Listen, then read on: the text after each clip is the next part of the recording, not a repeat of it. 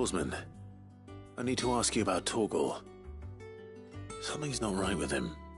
He isn't ill, is he? I don't think so.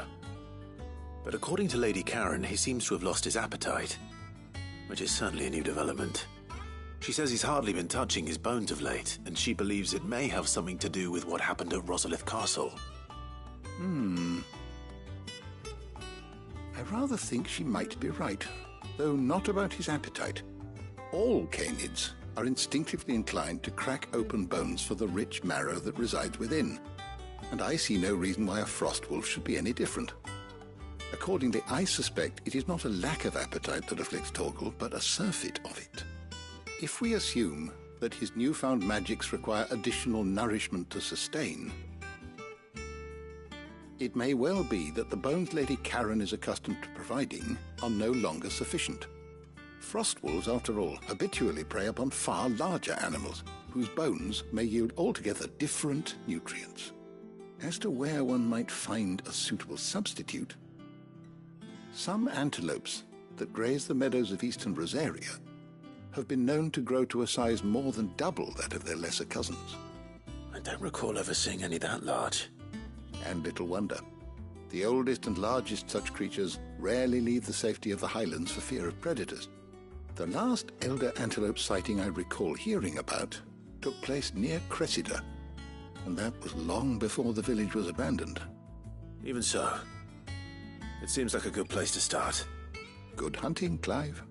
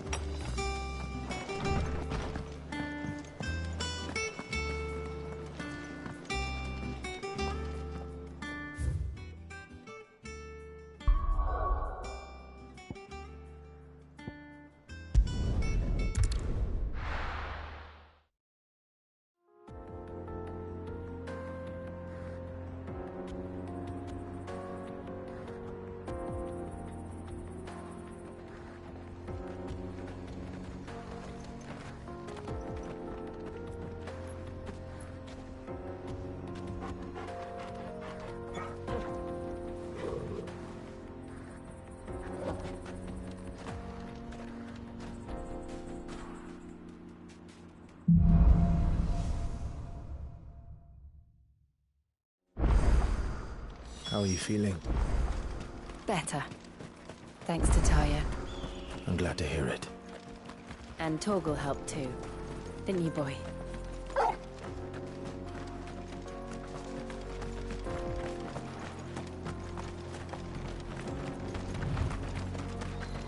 This used to be a trade route for merchants crossing the Scars, till the Republic laid a new road wide enough to let wagons pass, and all official traffic moved there. Leaving this one for those living outside the law. Indeed. I doubt we'll be the only outlaws on the trail today.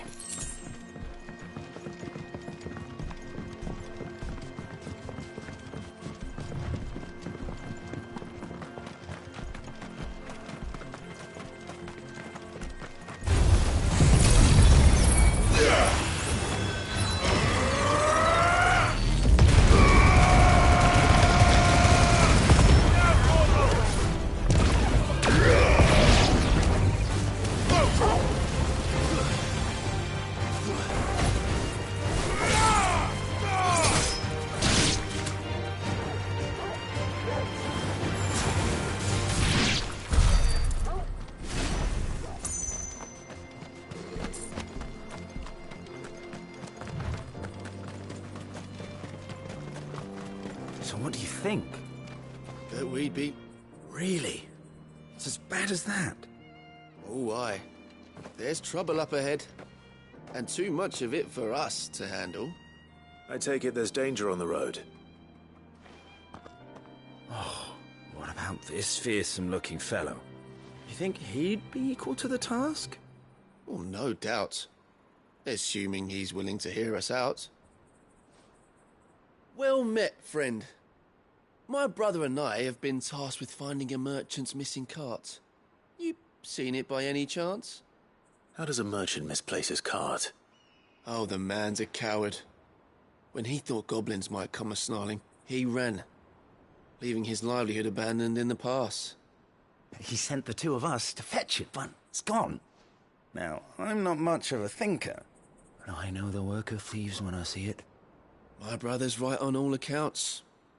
And by my estimation, the bastards are lying in wait just down the road. We may have seen our share of action, true, but we've not got the skill in arms to boldly brave an ambush. You, however, have the look of a man who needn't fear a band of backwater ruffians. What do you say? Will you help us out? Chances are they'll come for you either way. But if you promise to lend us a hand, at least you'll pocket a reward for your troubles. Well, if I'm going to have to deal with them anyway. You've clearly got a fine head on those broad shoulders. We're lucky you came along. Now, hoping to make a heavy purse in Boklad, our merchant friend loaded his cart with as much as it would carry. Reckon he won't be forking over the rest of our fee if we don't find those goods. So, while you're seeing to those bandits, you keep your eyes open. All right. Just don't expect me to drag the cart out of there myself. No. You can leave the cart to us. You just put an end to those bandits and point us in the right direction. You do that, we'll take care of the rest.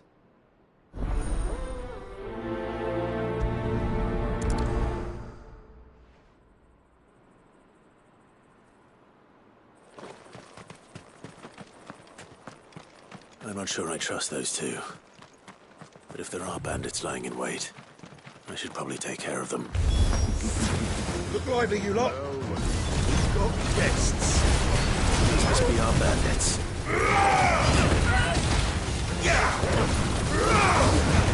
This one. Over here.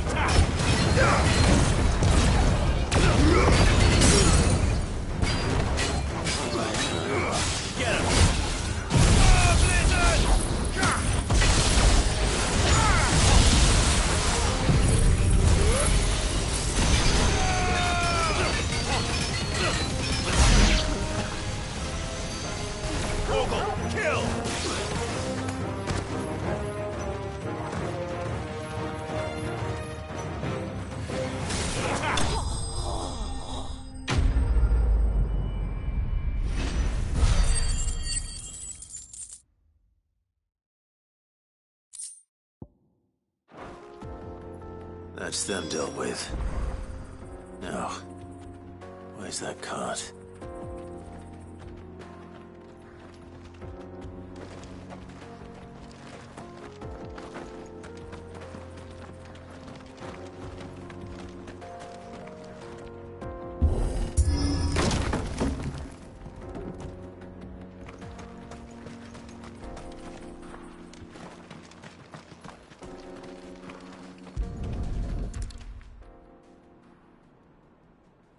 Getting all of this out of here will be a nightmare. Seems we've found ourselves the right man for the job, wouldn't you say? Found the cart and didn't leave a single bastard breathing. Our merchant friend will be delighted. And how exactly will he be getting his goods out of here? You leave that to us. After all, it'd be wrong to make such a fine warrior haul cabbages to market. You've done your part. And that's all you need to worry about. Here.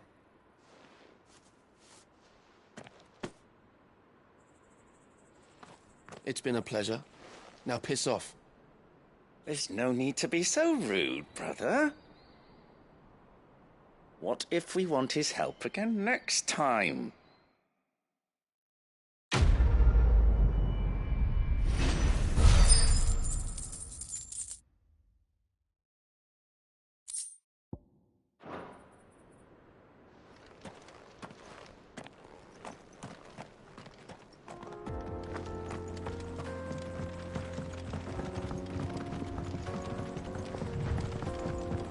I see the Dalnecs lag behind Rosaria when it comes to bridge building. The fallen ruin should hold, at least. The path continues on the other side.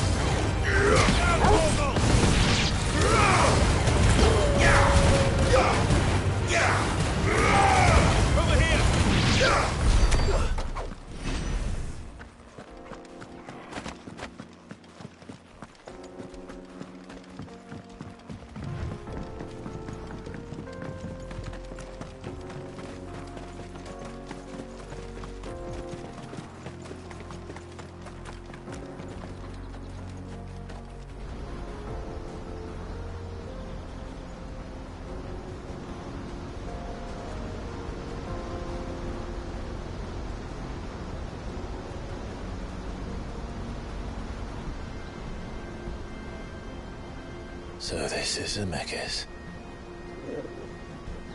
The land of the gods.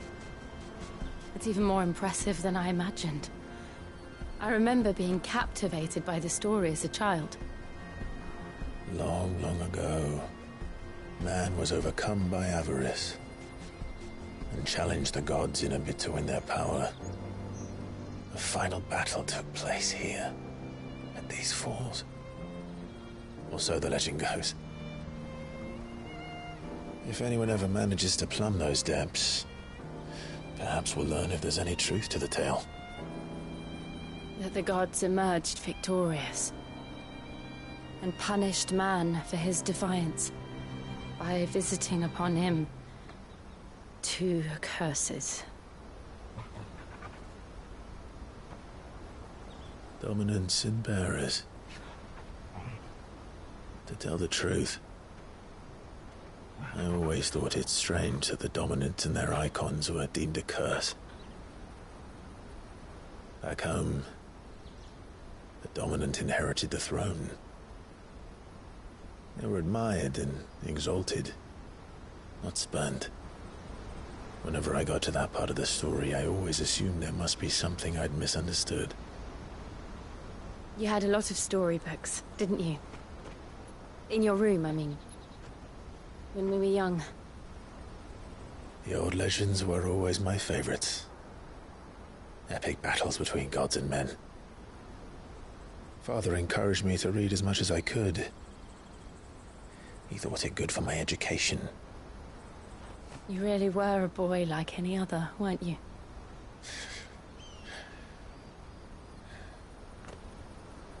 Just look at this place. It's enough to make you believe the legends are true. I know.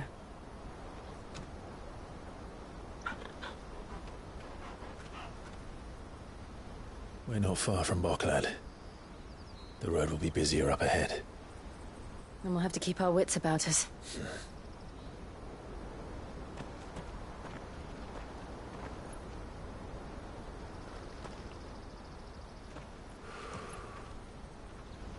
Clive? Something wrong? Nothing. It's nothing.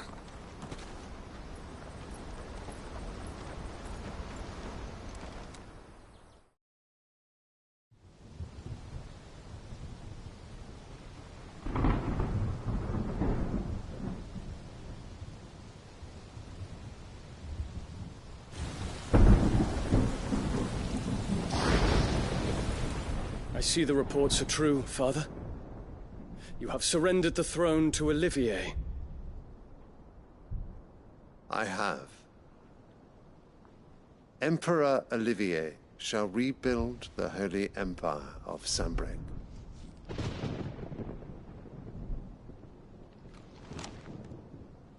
How is he to rule an empire? He is but a boy. I shall advise him until he comes of age. Father, please. Or for as long as I am able. The empire we seek to build needs young blood to rule it, and I can think of none better suited to the task.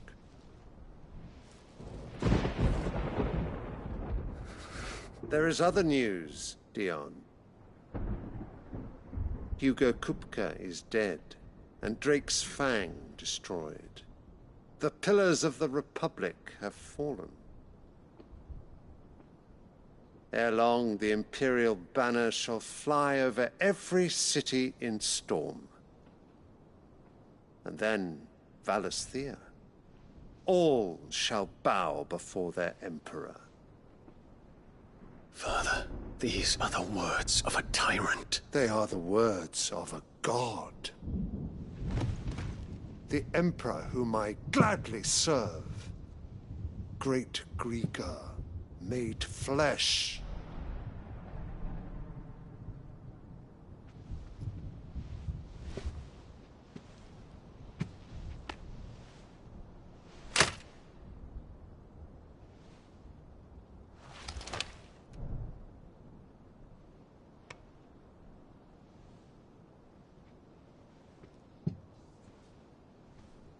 Return to your camp, Dion, and ready your forces. It is time to show the world the true power of Sanbreque. Father. I find you much changed. Is this truly the path you wish to tread? Or are these the ambitions of another? Of Ultima, perhaps? What nonsense is this? I speak my mind, and my mind only. Though I do owe Annabella thanks for reminding me of certain truths regarding the nature of nations, of rulers, and of the divine. You would trust the words of this traitress? She betrayed her country. She slew her husband. You have ever been an invaluable servant to Sanbreque, Prince Dion. I trust you will continue to serve your Emperor in the wars to come. The canker! Silence! Insolent wretch! You will bend the knee. All else is heresy.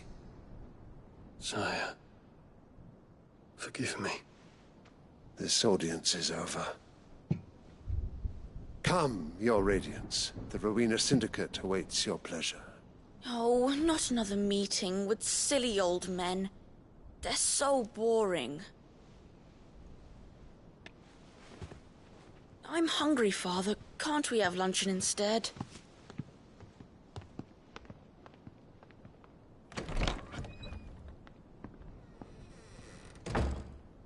Does it pain you that you will not inherit your father's throne? I have suffered worse.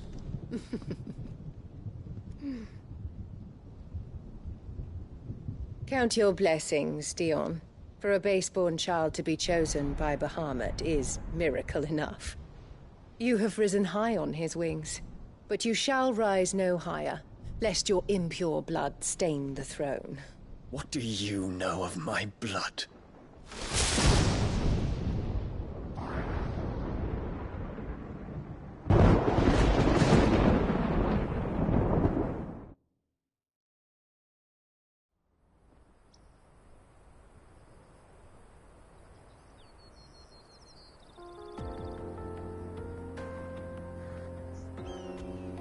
The Boklab markets are to the north.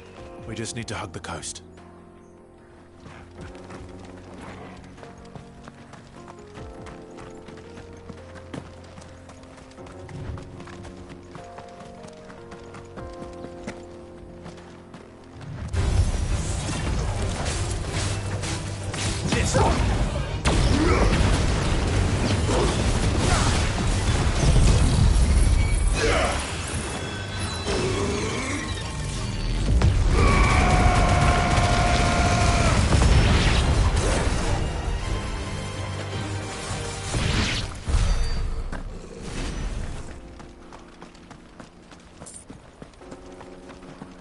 Infiltrating the Dominion won't be easy with the Imperials on high alert.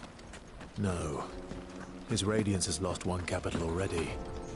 We can be sure Sylvester will do everything in his power to hold on to Twinside. His troops are well-trained and increasingly battle-hardened.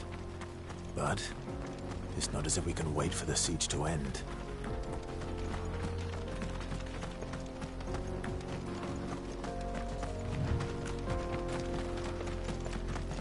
More refugees. And they're all making for the Crystalline Dominion. Because they don't know how to live without the Crystal's blessing.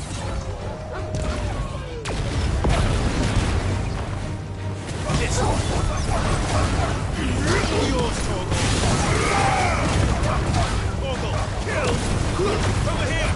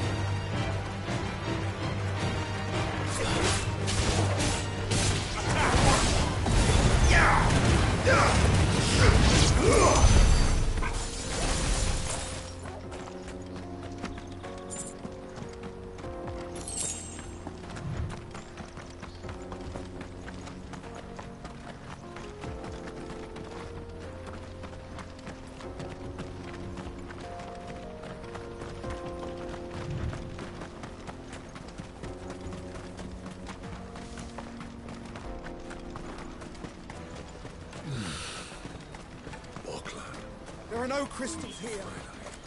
This is where we're supposed to meet Goetz, isn't it? That's right. He said he'd wait for us here after replenishing his supplies. I dare say he'll have finished by now. Let me carry your goods.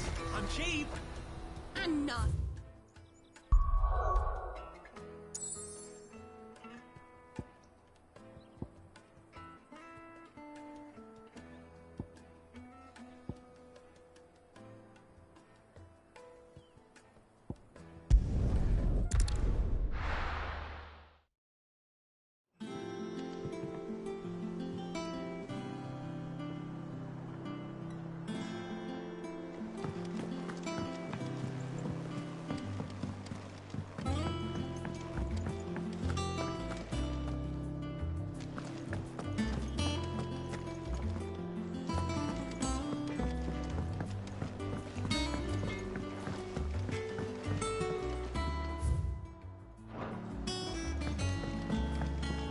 I went up to give some greens to the Chocobo.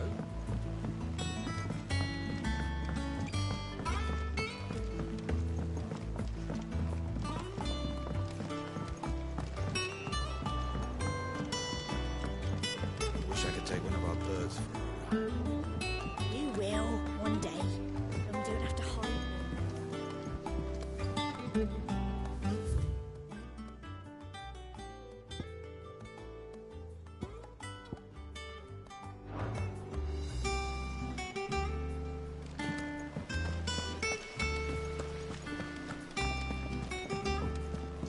Think mid might need some.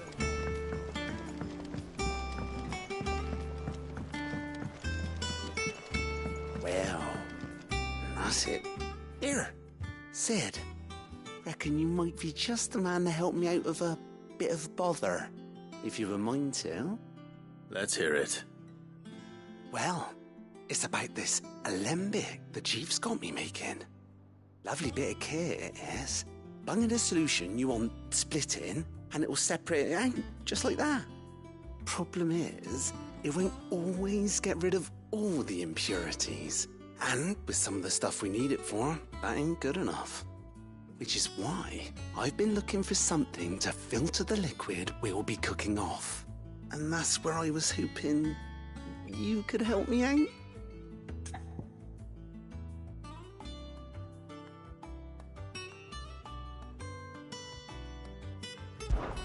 I imagine Tyre could get some use out of this alembic too. Distilling medicines and the like. All right. Why not? Proper job! So what exactly do you need for this filter? Nothing but bomb ash'll do, says the chief. Gave me a sample she'd obtained from the university stores. Couldn't believe my eyes. You pour the blackest blight water through it, and it comes out clear as a mountain stream. So, I did a bit of reading about where I might be able to get hold of some. And do you know what I found out? It's only the blimmin' bones of a bomb king. They leave them behind when they die, see? I take it that's where I come in. If you wouldn't mind. I saw a billet on the hunt board for one just the other day. Would have gone myself, but, well, fighting dirty great balls of flame isn't exactly my forte. You, on the other hand... All right.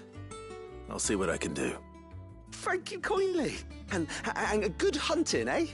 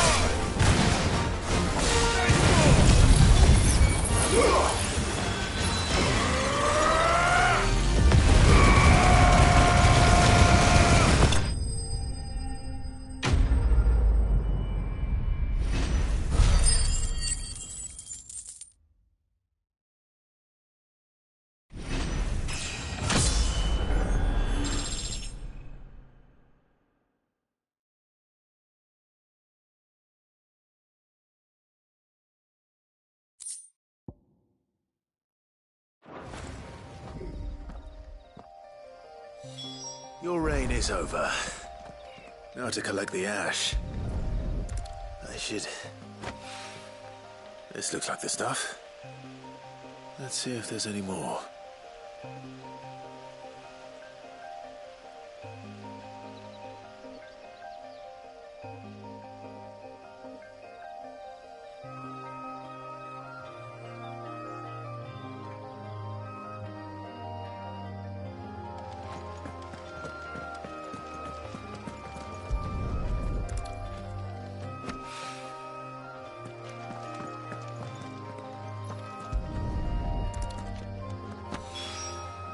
That should do it.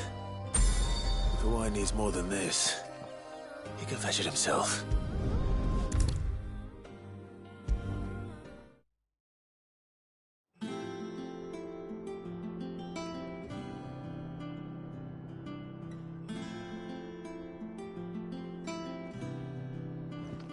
All right there, Sid? How's that hunt for the bomb ash going? I have it here.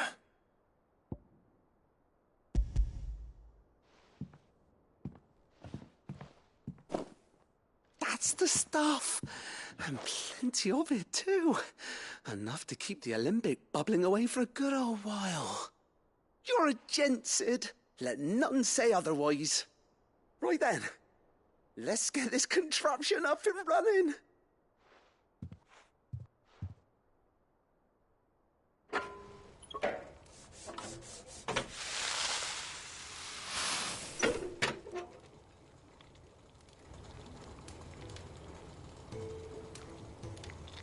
There we have it. The Telemon Alembic. And it works just like the chief said it would. Very impressive. Says the man who cut down a burning boulder. Speaking of which, I still haven't returned the favour. There's no need. The good it will do for the hideaway is reward enough. Don't be silly. Why don't you let me take a look at that bag of yours? The one you keep your potions in. Reckon I could work some magic on that. What kind of magic? Well, we happen to have isolated a substance in our test run of the Alembic that I reckon will make even the toughest leather supple as anything. Thought we might use it to breathe new life into old boots and the like. Save the hideaway a few gil. But I reckon if we slap a bit on your bag, it'll loosen it up enough for you to squeeze in a bottle or two more. Well, it can't hurt to try, I suppose. That's the spirit. Leave it with me. I'll only be a mo.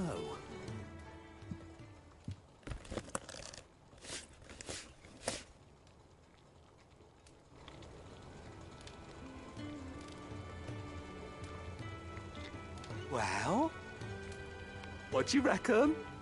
It certainly feels more flexible. Right? Told you. Thank you. I think. No. Thank you for supporting Mid and the rest of us in our endeavours. Without you, we'd never have been able to discover wonders like that stuff I rubbed on your bag. And I'm telling you, there's plenty more where that came from.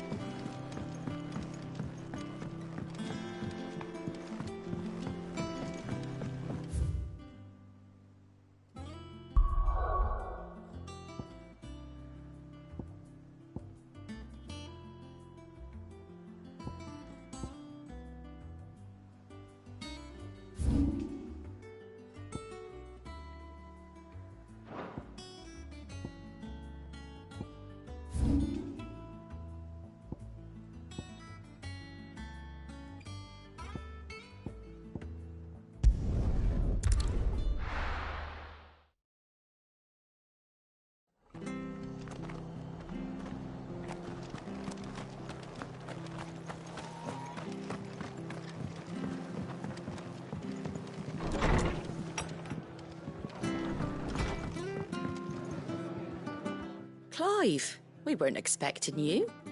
I wasn't expecting to be here, but it seems we still owe you a considerable amount of coin for your help with our rebuilding efforts. And though I doubt it's what you were expecting, we were hoping you'd take this as payment.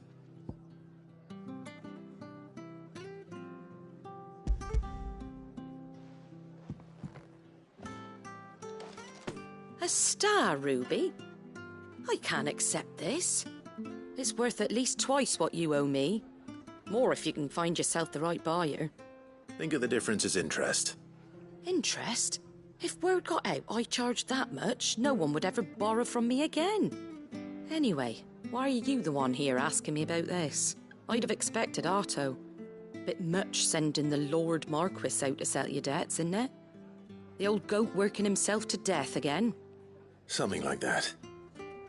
Most days I think he's the only reason the hideaway's still standing. Same as always, eh?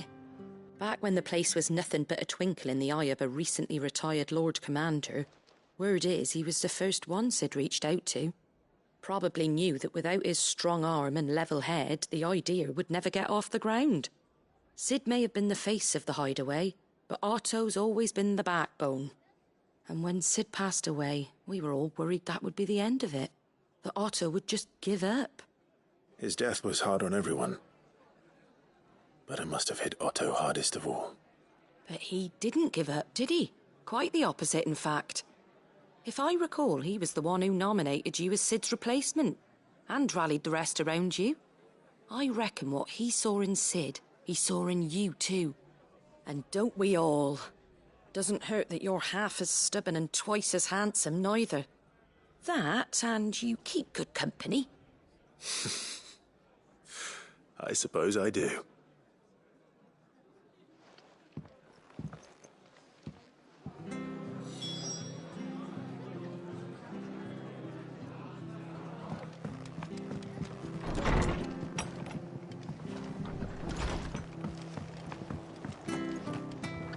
Stay sharp. We don't know when those bastards will be back.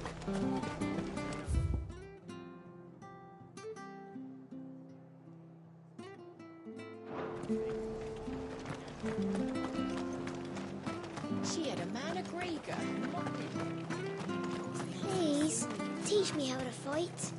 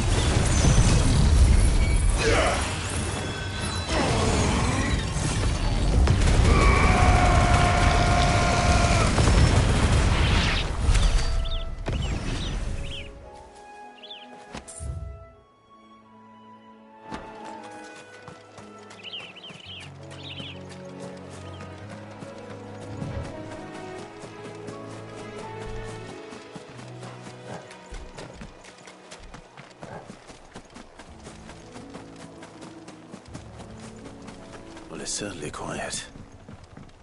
If I were a giant antelope, it would seem like just the place.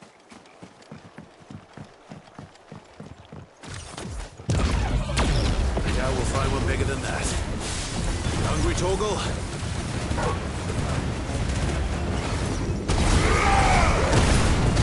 Torgal, kill!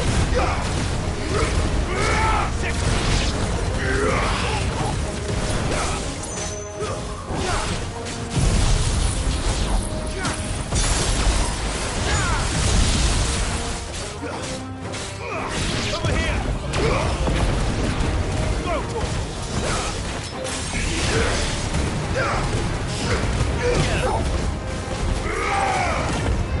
Torgal, kill!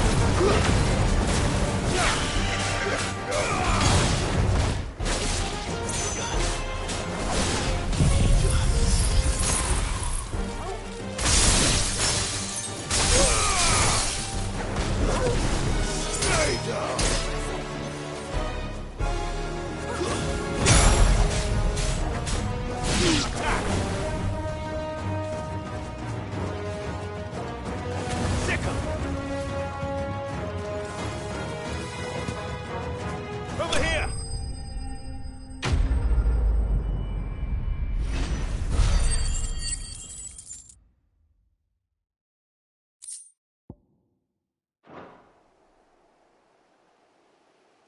Now,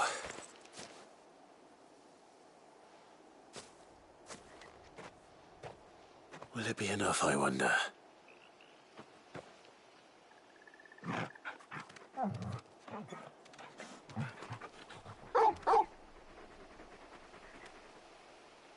I say that answers my question, which means we owe the lawsmen our thanks. You're just a big puppy, aren't you? A very big puppy.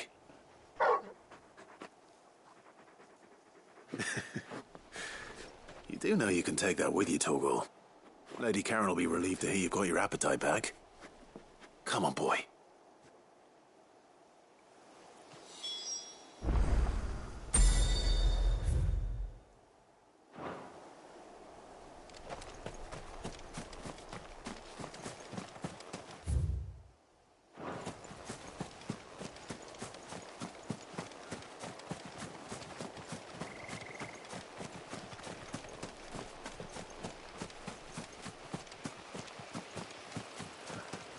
Not alone.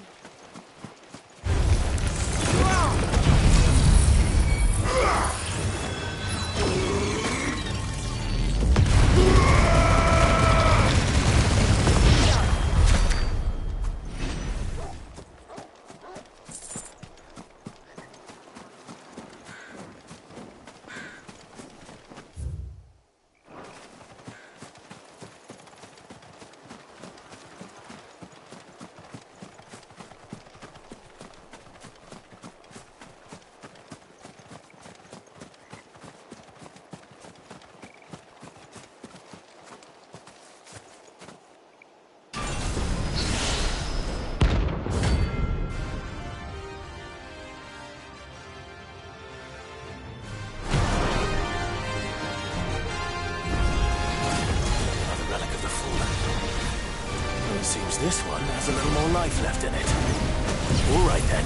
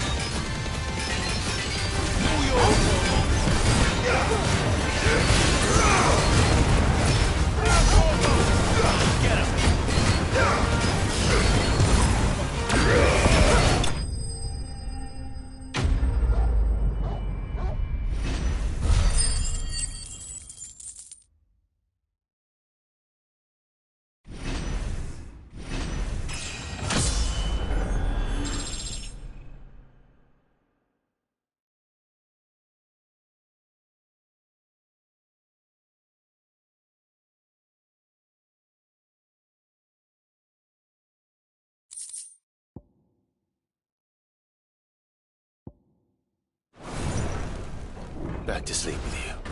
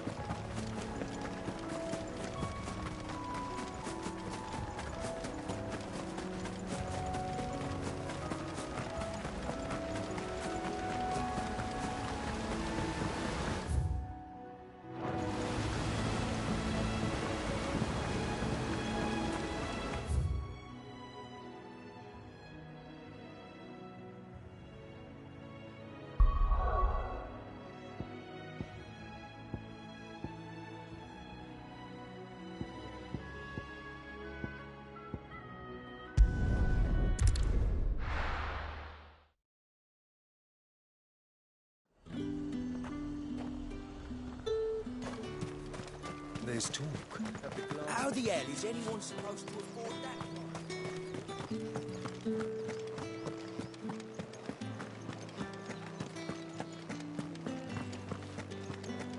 Did you hear? The gates to heaven. I want to see. It's all right. What am I going to do without Sweetwater and Oil of Talc? Still no caravan from the Dominion's parfumeries yet, then? Milady, I come bearing gifts. Gifts? Whatever is the occasion.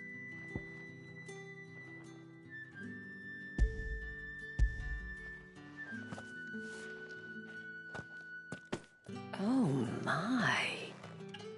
Clive, you really have outdone yourself. Otto asked me to give it to you. To settle the Hideaway's debt with the Veil. And to compensate you for the time it took us to do so. You disappoint me, Clive. I thought you might finally be warming to me. Tell Otto he can keep his baubles. I tried to tell him as much the first time around. The man owes me nothing, nor does the Hideaway. My contribution to the restoration effort was made freely and willingly. It was the least I could do. You once told me Sid did you a kindness. I'd like to do the same. Please, accept it. For my sake. And for Otto's. For all of us. For all you've done. It is rather fetching, isn't it? Very well. Otto is lucky to have you, Clive. I doubt anything could ever replace his son. But you and the others at the Hideaway are the closest thing he has to family. Otto had a son. Long ago, yes. Sid told me Otto lost him when he was just a boy, and blamed himself for not being able to stop it. I don't know how it happened, whether there was anything he could have done, but it was clear that it weighed heavily on him. I didn't know. How could you have? I doubt anyone did. Besides Sid, I've never met a man more keen to bear his sorrows in stoic silence. An ill habit, given that both have always been surrounded by friends desperate to help them. I'm beginning to see that.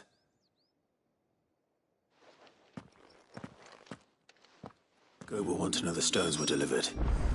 If he's still with us.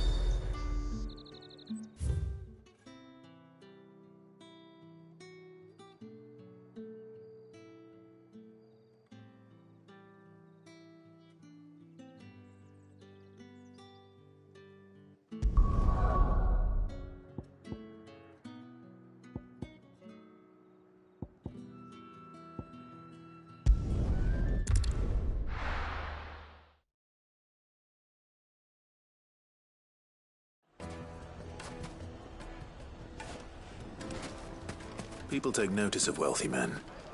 Shouldn't be too hard to track down Karen's collector. Bang is gone. The whole Back again, are you? Any more trouble and you'll be barred for life, however deep your friends' pockets might be. For sure.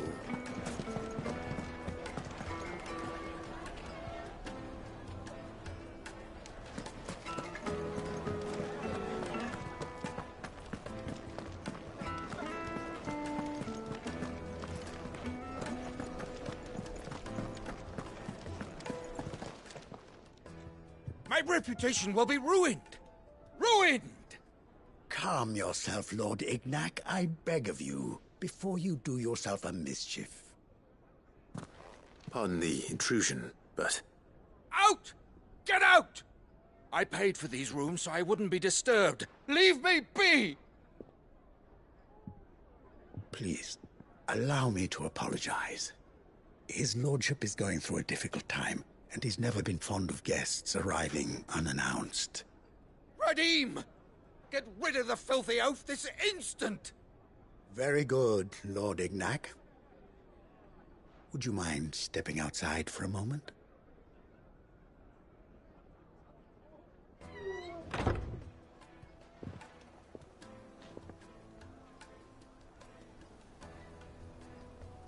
I'm sorry if I've caused you any trouble. That? Oh, no. That's just how his lordship is. Though the morning's events have left him somewhat fractious.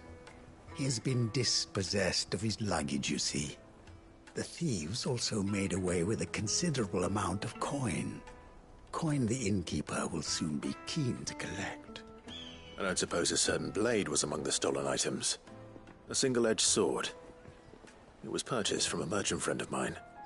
Ah, you know Lady Karen? Yes, I'm afraid it was. Then I'll retrieve Lord Ignac's luggage. But I have one condition. You have but to state it. You are welcome to anything that is within my power to grant.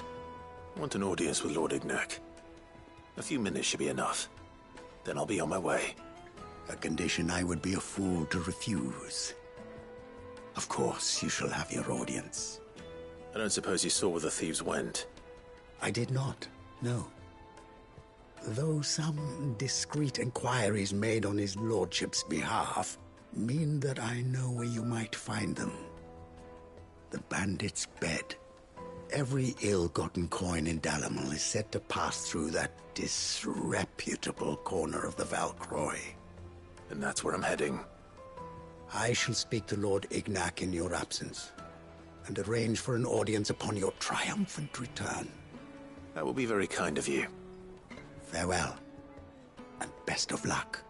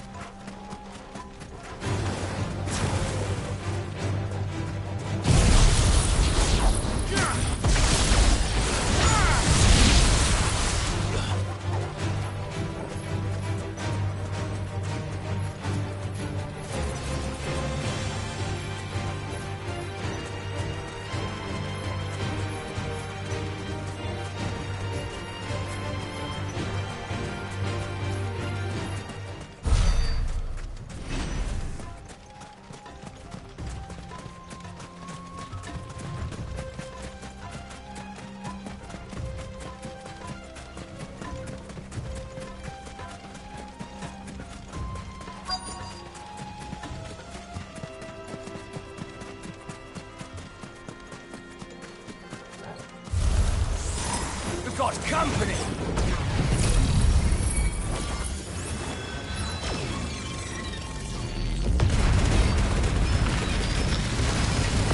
Come on, lads, let's tear the bastard's head off!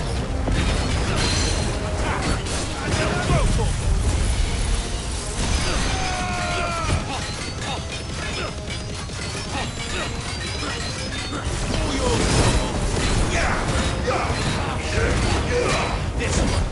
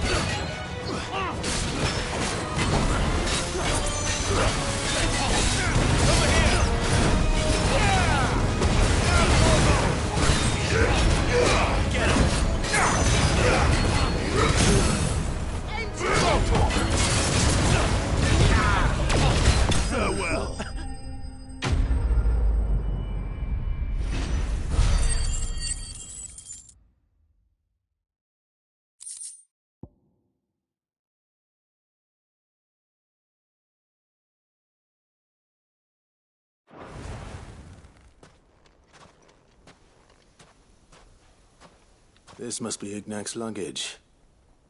Nothing seems to be damaged. All right. Let's get it back to Dalamil.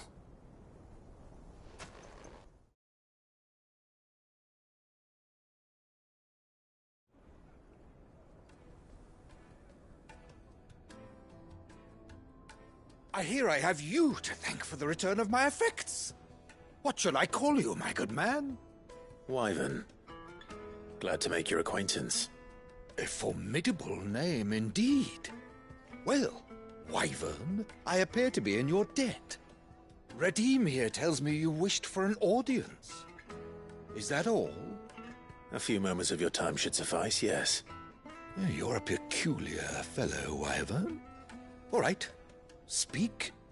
Master Wyvern was wondering if you could tell him about a certain single-edged sword you recently acquired. Oh, a true work of art, that one. Karen drove me hard on the price, but I would have sold her Radim here to get my hands on that sword.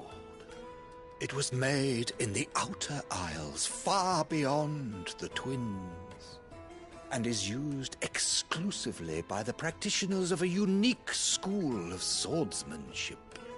They believe no combat should ever exceed a single strike, and hone their blades to such perfection that none ever does.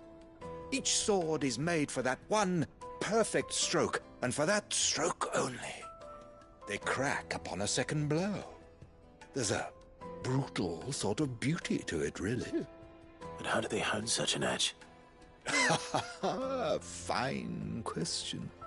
Why, they use a whetstone, of course. Whetstones, rather. A whole array of them, ranging from the coarse to the fine. 10,000 licks with the sharpening stone, then 10,000 more. But it is the final stone which lends the blade its legendary sharpness. A mineral quite foreign to this great realm of ours. And that is the key. The secret ingredient. Wyvern, it occurs to me that my little lecture is hardly equal to services rendered. Take this, together with my regards. The very stone of which I spoke, far rarer among collectors than even the blade itself, and a far more fitting payment. Thank you. Pardon the intrusion, my lordship. However, it is long past time we prepared ourselves to depart. So it is. I am locked in bitter competition with a rival collector of curiosities. I am one step ahead of the unscrupulous scoundrel, but he is hard at my heels. And there are many other collectors out there. Too many to count, but only one do I consider my nemesis. Lord Byron Rosfield. And is a perennial thorn in my side. I can imagine. Farewell, Wyvern. May our paths cross again. Radim, we mustn't dawdle.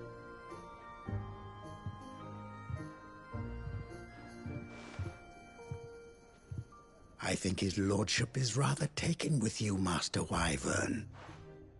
Thank you again for your assistance. Coming, my lordship. I'll be right there.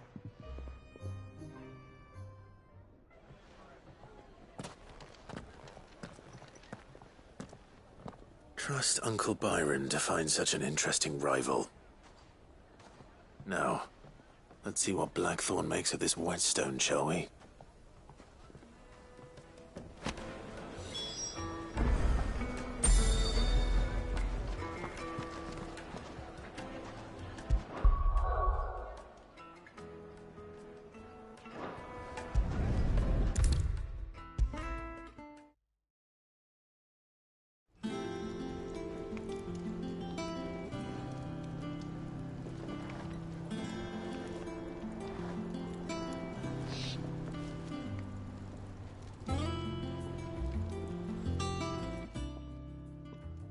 Sorry for the wait, but hopefully you'll agree it was worth it. You learned something about that sword, then? I did better than that.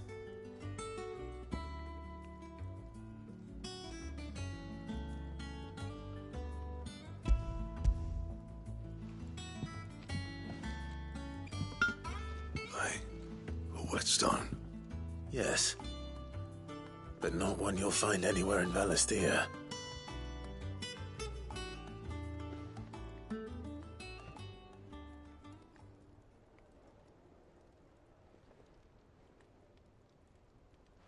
No wonder I couldn't get the same finish on the grinding wheel. One hit and all done, eh? Might not be so bad if all you ever fought were duels. Good luck on the battlefield. Your second opponent would be your last, no matter how good you were. Even so, is there some way it could be used to give the Cursebreakers an edge? I think so, yeah. With this whetstone and the right kind of steel, I could probably even make a twin of the blade that rattled me. But there'd be no replacing this little rock once I worn it down to a sliver. I reckon we get a dozen swords from it, if that. Swords that the Cursebreakers wouldn't know how to wield properly, and that would see them through a single fire piece. Nah, no point trying to copy that thing. Be about as much use as a wax anvil. But finishing our blades with a whetstone this fine, now that's something to consider. And what's finer than fallen masonry, eh? Or more hard-wearing, for that matter. Just imagine it. Good Valisthean steel with an edge as sharp as any found in the Outer Isles.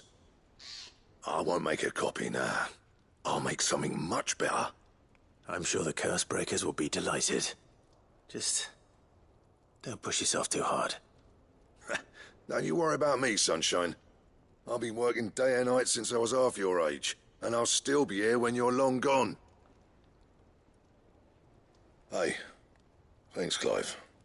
I mean it. I owe you one, August too. It's good to know someone's looking out for me. You'll be happy to hear you said that. And I'll see that my debt to you's paid. First new blade I make's got your name on it. You come and find me when you've got the materials. All right. I will.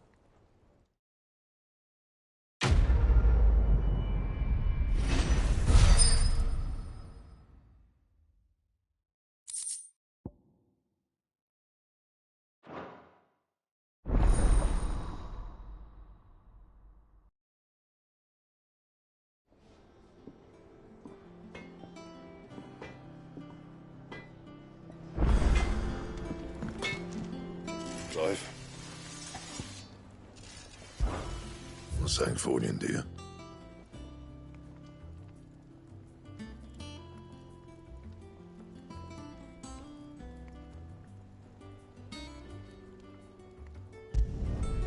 Not bad, if I do say so myself.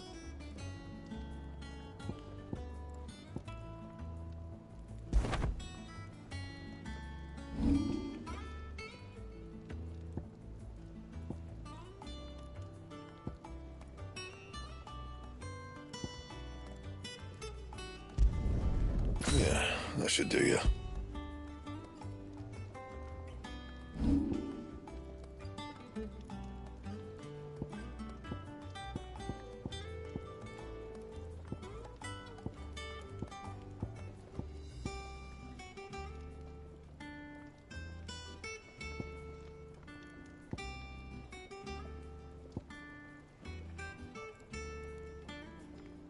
Anything else?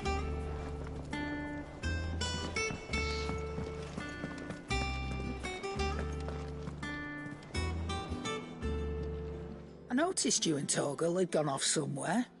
Take him for a walk, did you? You could say that.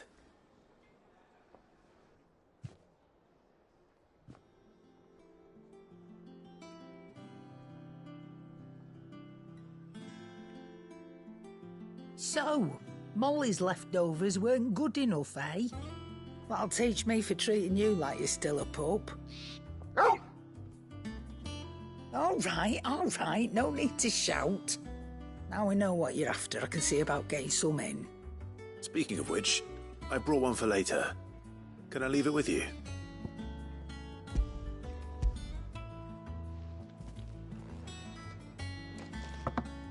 You can, aye. I'm nice like that. In return, you can thank Tomes for me. The bloody know-it-all. I was just on my way to see him.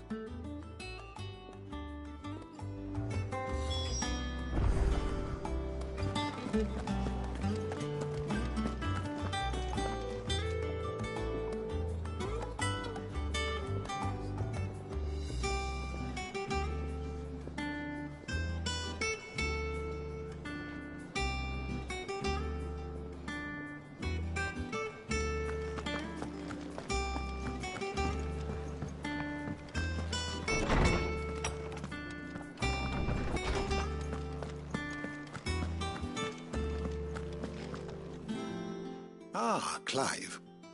Were you able to locate your quarry? We were indeed, Lawsman. You pointed us in exactly the right direction. And Torgal's been a very happy hound ever since. Very good, very good. Lady Karen sends her thanks, by the way, for your part in solving the mystery. Ah. But that reminds me. After your last visit, I found myself pondering Torgal's talents. Do you recall our conversation concerning Lady Jill's role in Torgal's transformation? About how she somehow woke the power within him. Precisely that. A reasonable conclusion, I thought. But one which raised certain questions in my mind. You see, the Fenrir of legend served Shiva and Shiva alone. And while the powers attributed to him are certainly impressive, the records imply they are somewhat different in nature to those you described Torgal as having used. What are you suggesting? That Torgal may be the beneficiary of more than one icon's power. Consider that in addition to Lady Jill, he has served as a loyal companion to you, your brother, and even the late Cid. In short, the icons hitherto near at hand, or should I say at paw, have been diverse and plenty, and that number has only grown as the realm's dominance have fallen to your sword. One can but speculate as to how all of this has affected Torgal. He has seemed more fierce of late. And if I am not mistaken, he will grow fiercer still. We are fortunate indeed to be able to count him amongst our allies and not our adversaries. Oh, he's more than an ally. He's a friend.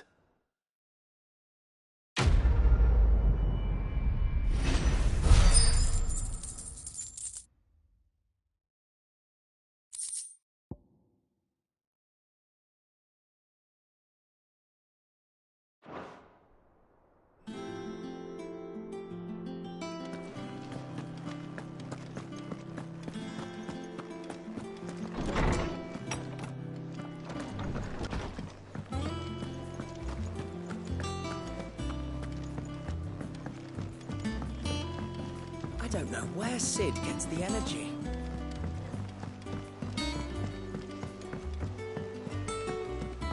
Mid told me she was building a ship.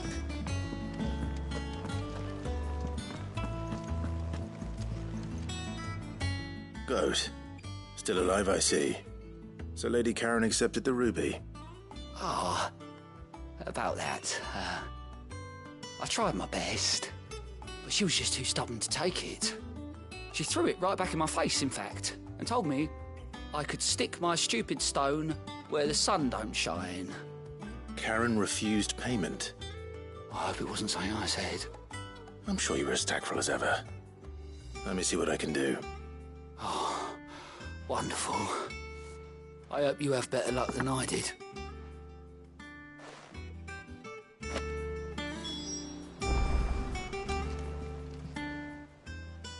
Welcome to the Patron's Whisper. Is everything we've received and everything promised all yours? Come again. I may have more for you.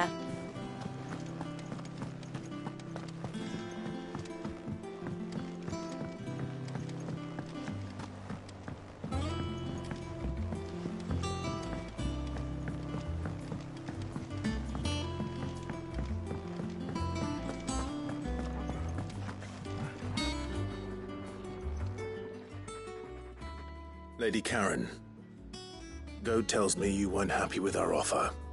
Would you prefer the debt was repaid in coin? What debt? I don't recall lending any of you lot me hard-earned gil. I may have tossed a talent or two in the Hideaway's coffers, but those were donations, and you can hardly call it charity if you go asking for it back. Of course not. But one good turn deserves another. And our circumstances have changed. Surely you wouldn't shun the gratitude of a pauper who happened to have become a prince. Oh, so you're a prince now, are you? Fine. But I'm selling it and taking what I'm owed, then you're getting the rest whether you like it or not.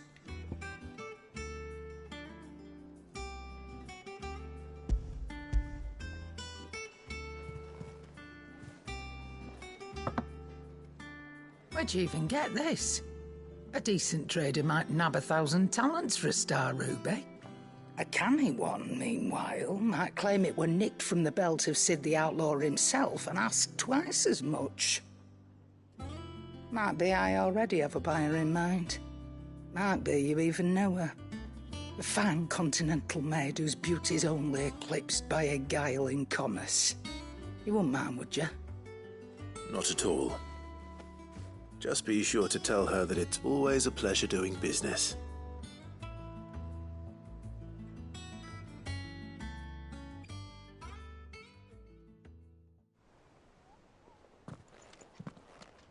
I hear you ended up delivering all 3 stones. Thanks to this lump. I sometimes wonder what I pay you for. Speaking of which, I still haven't been paid last month's wages. Oh, so you remember what's owed to you then? Get your ass behind that disc of yours and don't get up before those ledgers are square. Right away.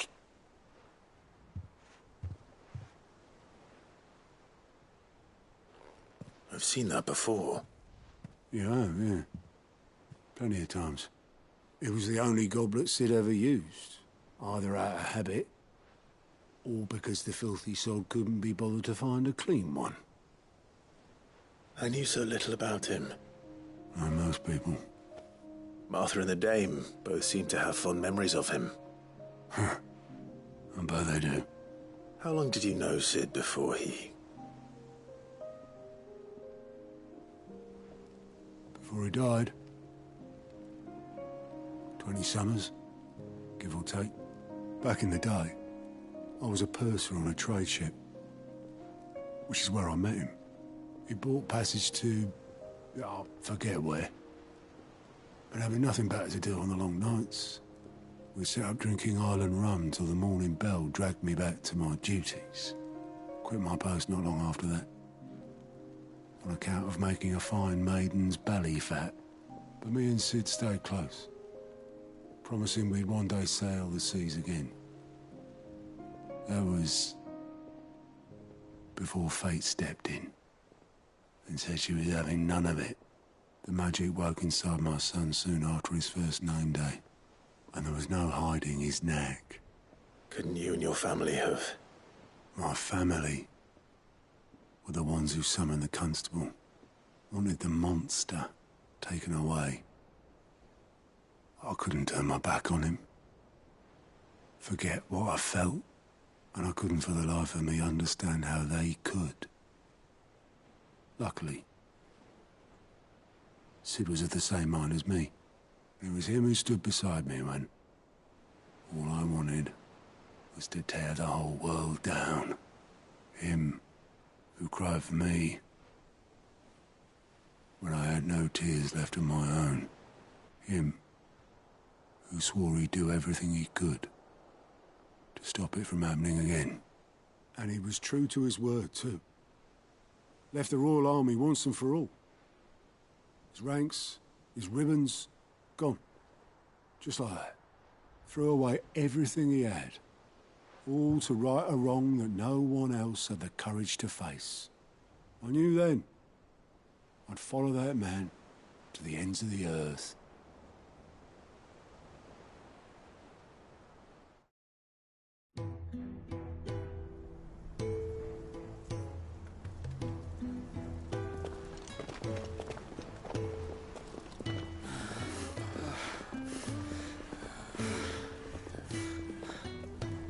He was always too clever for his own good, was Sid. Saw the world for what it really was, while the rest of us were content to go along with the lie we were shown. And it can't have been easy, bearing that burden alone.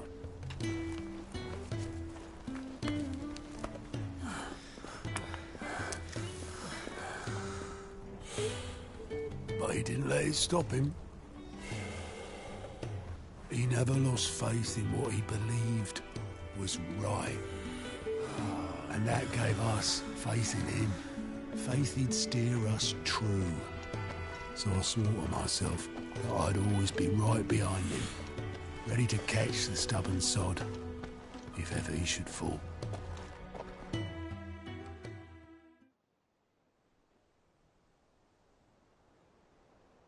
But I couldn't even do that.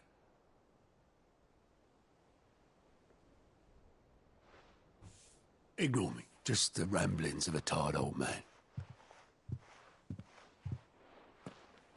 Leave that lot. I'll tidy it up in a bit.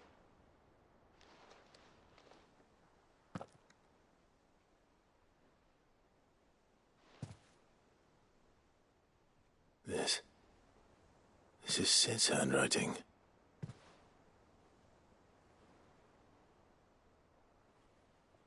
Dear Otto. I may be drunk, but I wanted you to know this place would be fucked without you. Love you, you grumpy old sod.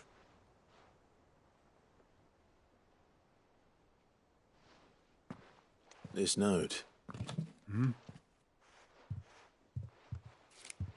What about it?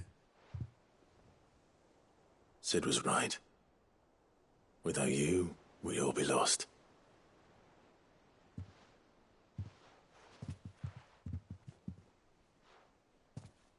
He should have bloody well said so then. Just once. Before he went. But then, why would he? Him, or anyone? I'd only have told him to piss off.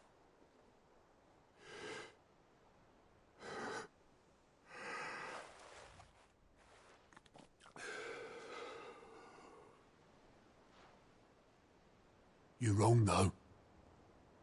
Both of you. It was never just me keeping the hideaway afloat. It was all of us. I just shoved people in the right direction. I barely seem to be able to do that anymore.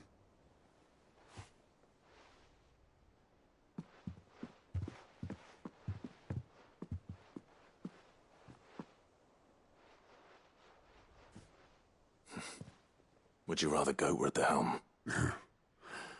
Well, maybe I've got a few more years left in me. I'm going to hold you to that, Otto. Before you go, Sid would have wanted you to have this. But that's... This'll do me just fine.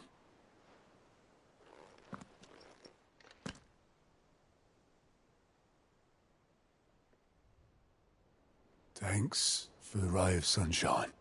I'll see if I can't pay you back.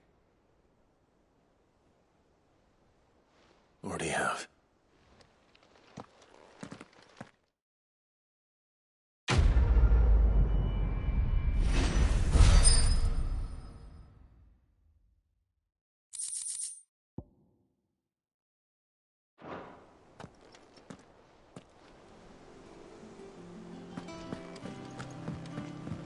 Mid told me she was building a ship. Really? Is that the thing Tomes helped to build?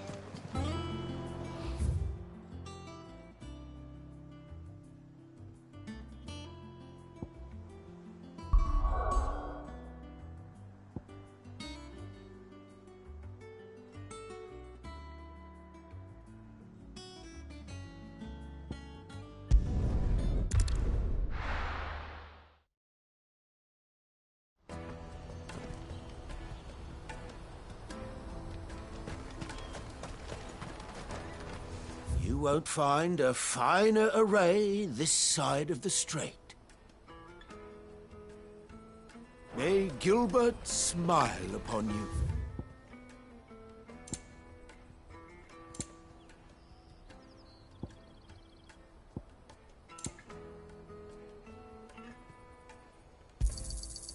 Many thanks. You've a discerning eye.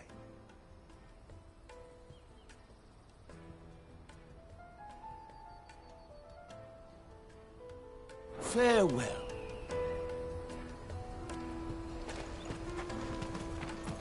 Out of my sight, wretch! Peaches and pears.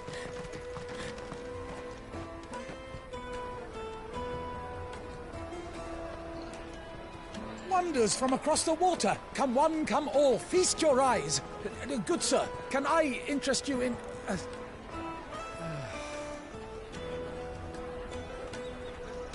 How much? For a measly crust of bread? You won't find any cheaper. Not nowadays. But you're more than welcome to look.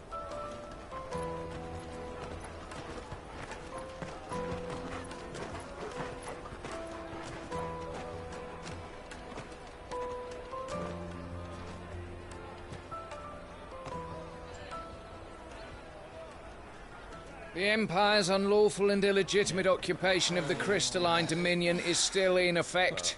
Only those whose business in Twinside has been officially approved by the Republican Army will be permitted to cross the border.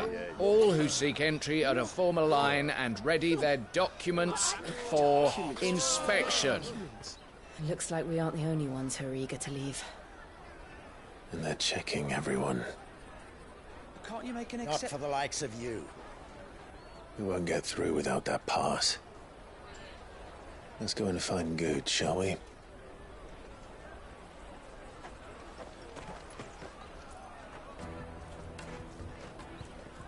He must be around here somewhere. Come, taste my peaches! They're sweet as nectar! I'll take the large one. Excellent.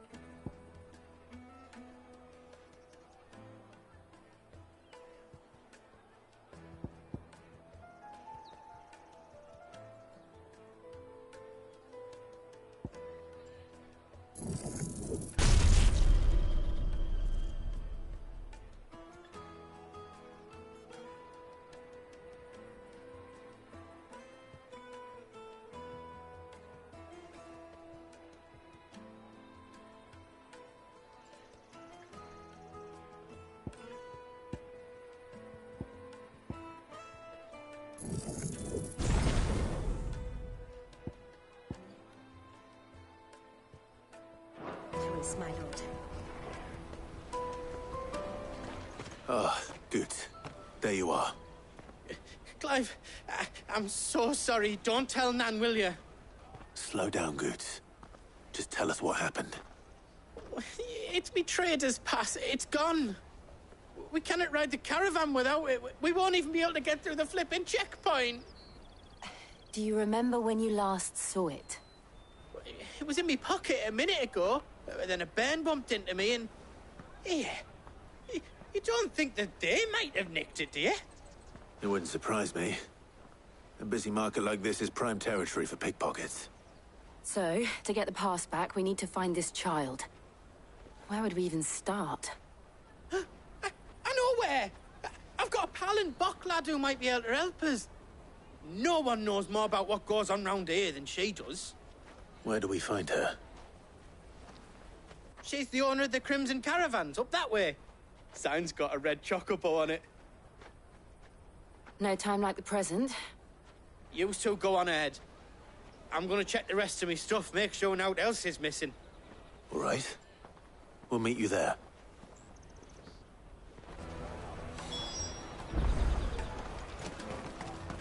Let's keep an eye out for this red chocobo, then. And the other on our purses. Next to the checkpoint.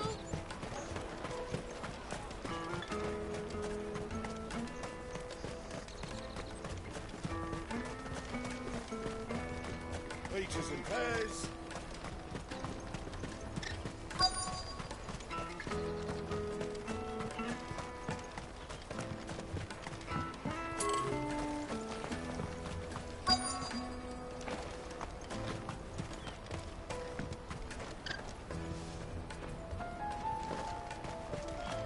Bloody Crimson Caravans, scooping up all the best customers. Leave some for the rest of us.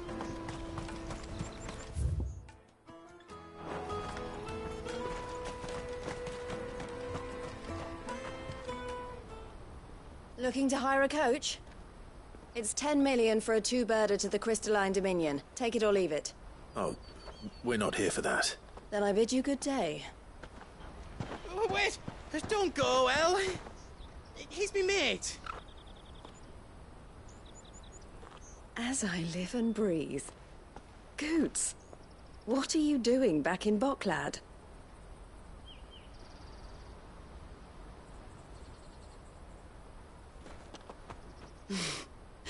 I gather Lady Karen didn't send you.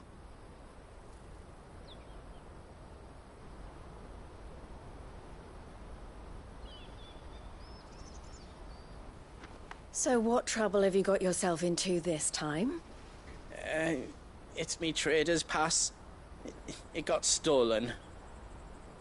By little Ben. Of all the... You're the size of a marble. Honestly. Ugh. Goots told us that you know the markets well. Might you have an idea which little bairn could have done this? We don't intend to punish them. We just need our pass back. Then, we can be on our way. I see. So neither of you has a trader's pass either. Not that anyone would take you for traders, but I suppose that's why you came to me, correct? Now, I can't say for sure who took your pass, but I suspect I know why they did it. Let me explain.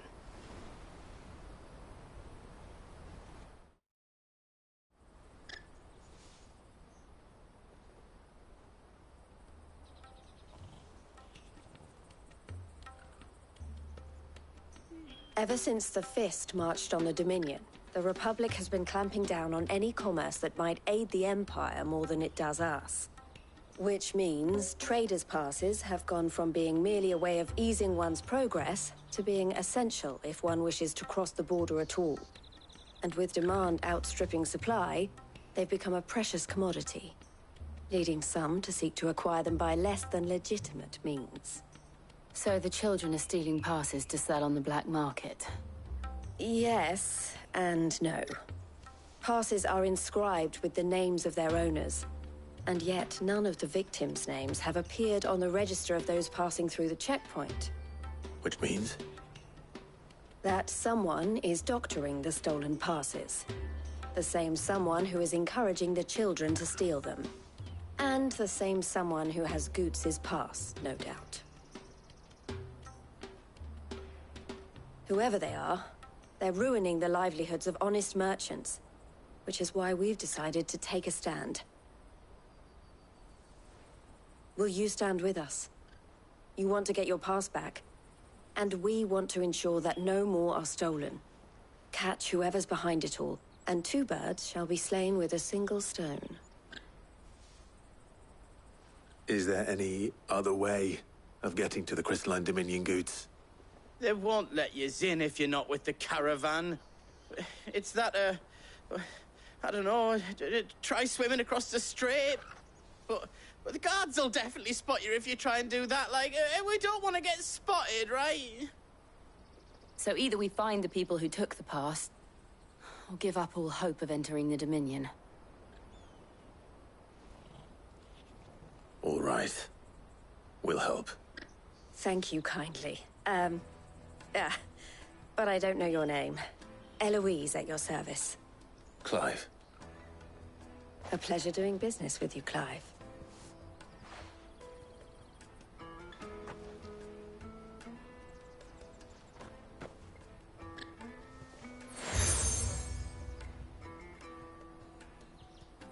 The proprietor of the furniture makers by the coach stop is spearheading the search. Wear that, and he will know you for a friend.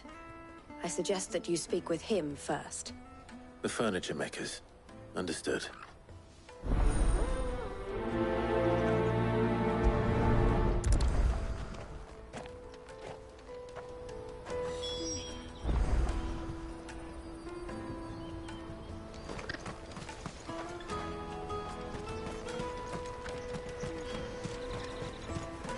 Out of my sight, wretch! peaches and pears. Come on, come on! Jug of snake spit for the road. The caravan stops next to the... Juicy pears! Slake your thirst without... Are you the furniture maker? Looking for something in particular?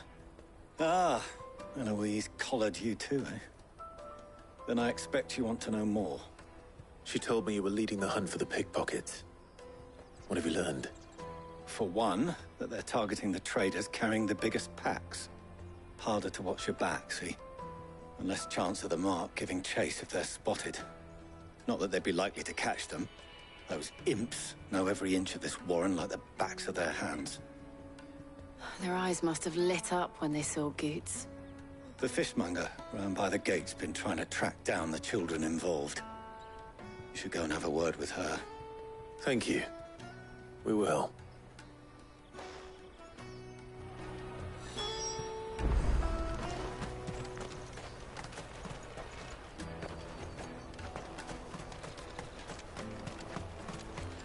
The finest earthenware from the Free Cities! All but unbreakable! Come, taste my peaches! They're sweet as nectar! You should come with me to the Dominion. Life will be different. Fish for sale!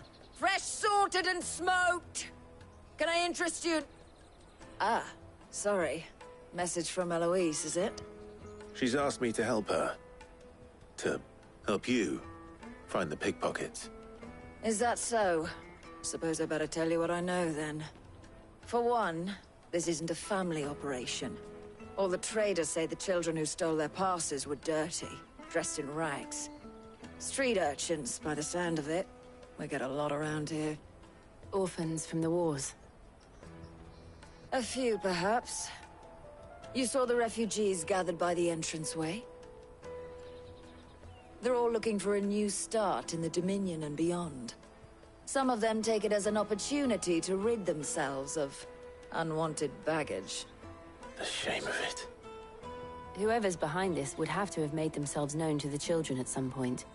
And so should we. You should start with the children around here, then. I doubt they're the ones involved, but they might have heard something. It's worth a try. All right, then. Questioning children. How hard can that be? You should come with me to the Dominion. Life will be different there.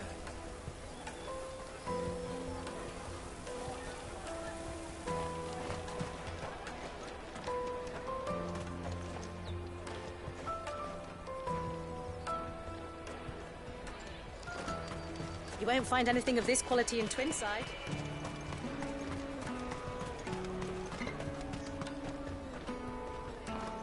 Do you have a moment? What do you want? What I want is to know who's asking children like you to pick pockets. I don't know. Nobody's asked me. What's picking pockets? Do you get paid for it? No, you get in trouble for it.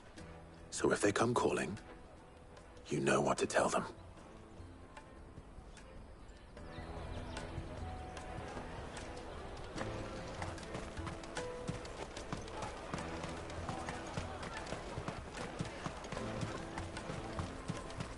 Come, taste my peaches! They're sweet as nectar! Excuse me, do you mind if I ask you something? Can't stop you.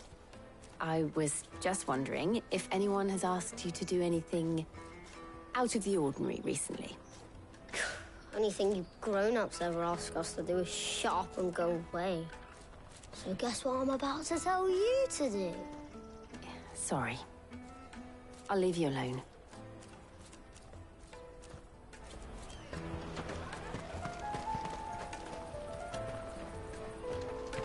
I'll take the large one.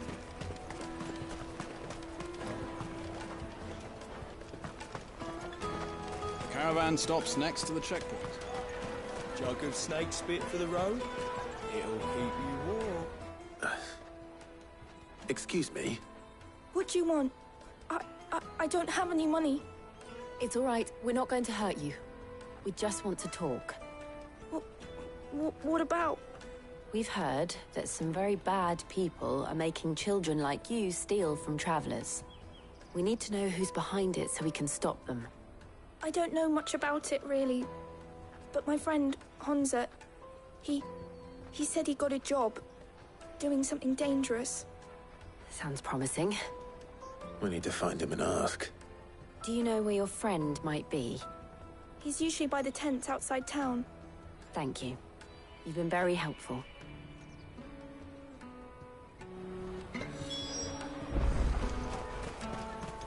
Come on, come on!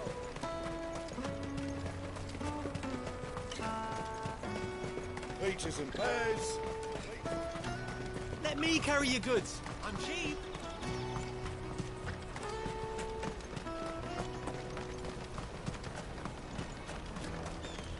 That's that then. She must have meant the refugee camp. Let's hope he's still nearby. There are no crystals here. We have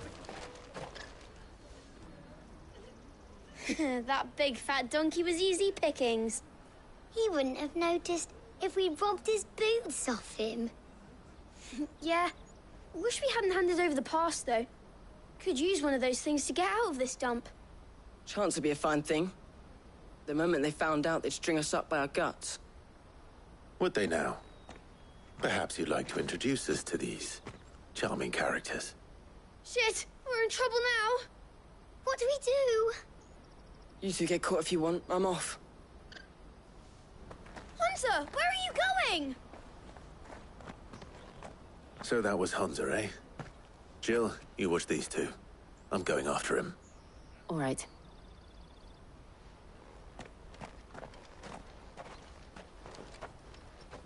He can't have gone far. I need to find him before his employers do. Daddy, I'm hungry.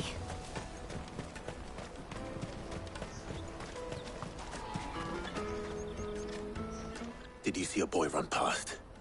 He stole something from a friend of mine. There was a boy ran back there towards the Chocobo pen, but... Thank you.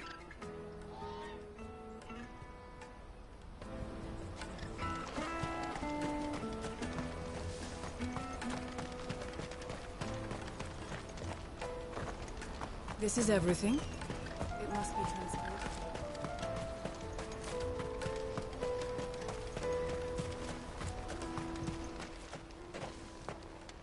Oh, shit. I'm cornered. It's all right, Hunter. I'm not going to hurt you. I just want to ask you some questions. Fine. Not like I've got a choice. I'm looking for the people who are making you steal for them. Who are they? Called themselves the Carstones. They said they'd give me good gill if I did what they told me. I knew they were bad, but bread doesn't come for free. Didn't come at all half the time, before I started buzzing for them. You know, if I didn't do it, they'd just pick on someone else. Someone they could push around easier. Hunter. You found him then? Jill. Where are the other two? Eloise is watching over them. She sent Goots and I to look for you. You're... him! I haven't got your pass anymore, if that's what you're after. I gave it to the Carstones. Whatever you do to me, I can't get it back. Not that I go against them, anyway. If it weren't for their gill, me and my mates would have starved.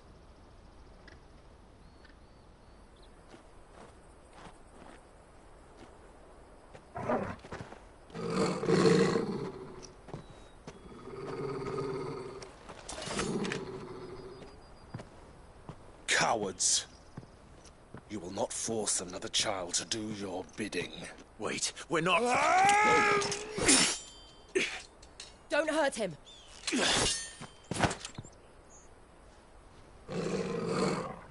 You're making a mistake. We're on the same side. Like hell we are. That brooch. Where did you get it? Master Theo? Goots. What are you doing with these people? Unless you're the ones my sister was talking about. Your sister?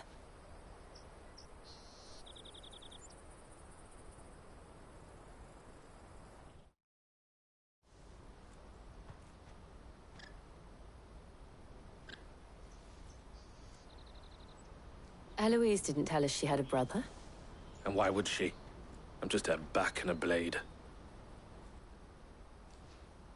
Theodore, at your service. Sorry about before. Theodore, what do you know of the cast stones? Vultures who have made Boklad their hunting ground.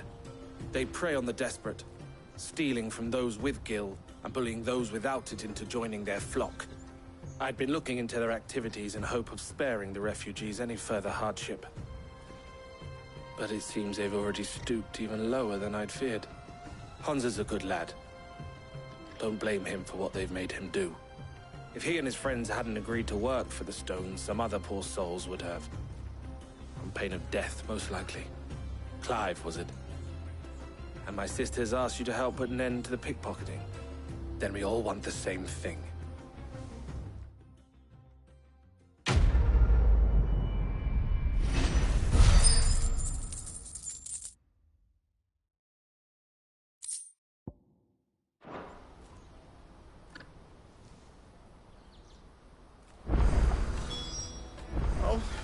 Where is it? So, what's the plan? What else? We find the cast stones, and we crush them. You get your traders' pass back, and I make Boklad a safe place again. All right then. All right then. Honza, where are they camped? Don't worry. They'll never know you told us. Couldn't if I wanted to. They always come to town to collect the passes. Meet us outside the gate. I tried following them once, but they spotted me halfway down the trail. Said they'd string me up. We'll try it this time. Which way were they going? Back down the road towards Leitney's Cleft. To Leitney's Cleft, then?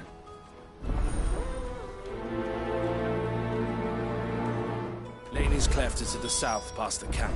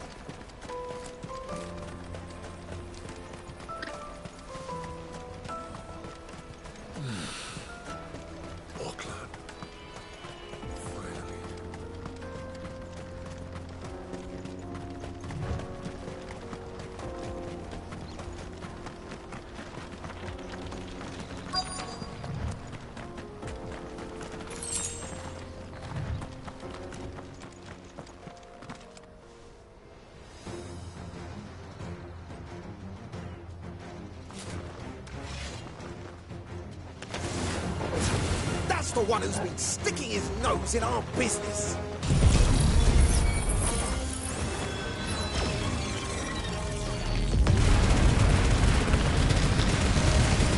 You should have minded your own.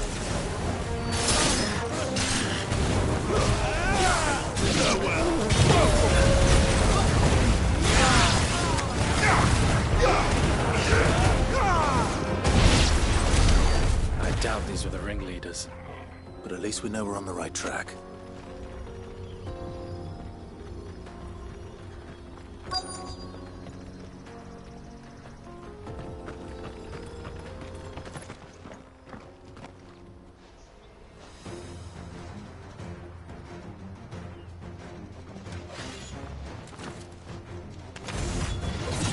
We got company!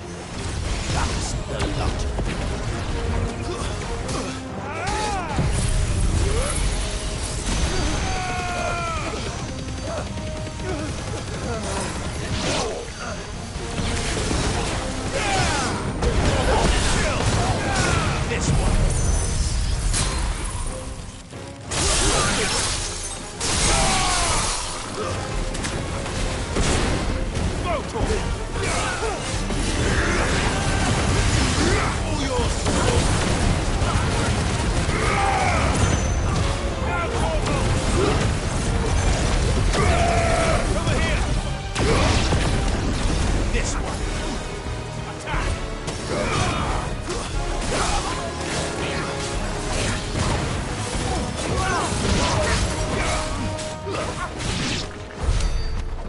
soldiers.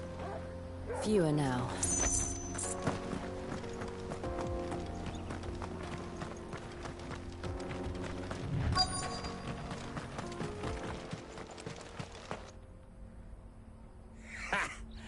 Not a bad haul today, eh? Aye. Some of our new recruits are natural-born ne'er-do-wells. Especially the little ones. That Hans has got nimble fingers, all right. It'll be a shame when they chop them off. But till then, let's make the most of it. Scum. The leaders of the Cast Stones, I take it. They don't deserve any mercy, Clive. I wasn't planning on showing them any. We're ready when you are, Theodore. Oh, I'm ready.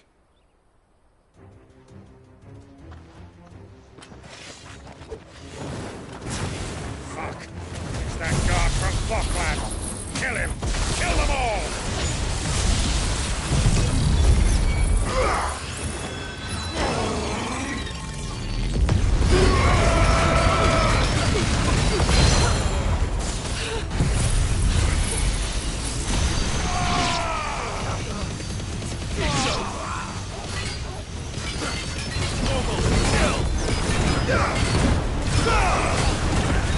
All yours, Torvald!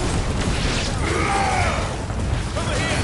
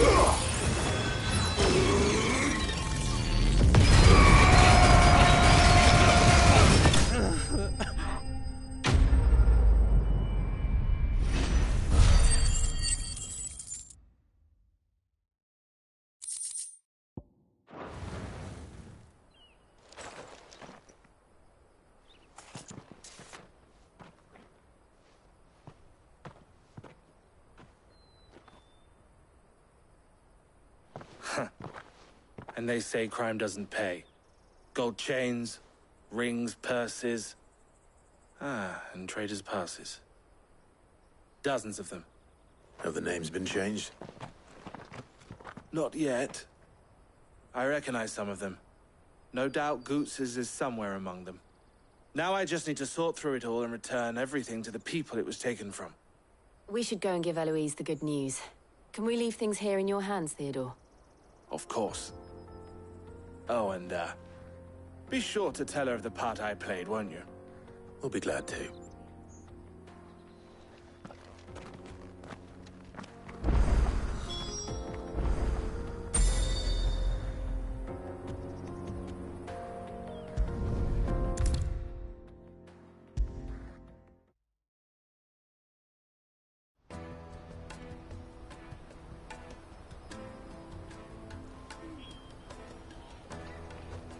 Ah, Clive. How goes the hunt? My brother isn't getting in your way, I trust? Quite the opposite.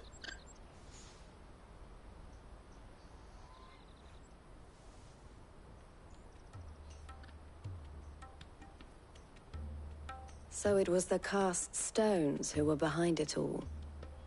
Theo told me he'd been on their trail. And their demise solves 3 problems at a stroke. That of the pickpockets, the bandits pulling their strings, and the passes they were stealing. I only hope yours is among the items you recovered. Only time and Theo's return will tell. Speaking of whom, welcome home, dear brother. You are too kind, Eloise. Here, Clive. Goods' pass. Ask him to keep a closer eye on it from now on, would you? I will. Thank you. El, I've asked our boys to carry the rest of the goods back. Can I count on your help in sorting through it all? Of course. I'll make some space in the storeroom. I expect you'll soon be on your way then. But it wouldn't do to leave without introducing yourself properly. Would it now? Cid. Don't look so shocked. We're on the same side. I don't understand. As you now know all too well, we at the Crimson Caravans are always happy to help those in need. For a small fee, we will move anything that needs moving. Be that goods to market, or bearers away from it. I was the first my sister helped escape. If it wasn't for her, I'd have been branded as a boy. I had no idea. It just so happens that we are seeking to expand our operation. And who better to join forces with than the leader in the field? Wouldn't you agree, Theo? I would. It seems our purpose is the same in more ways than one. So what would you say to working together again? It would be our pleasure. And our honor. The honor is ours. Here, Clive. This is for you.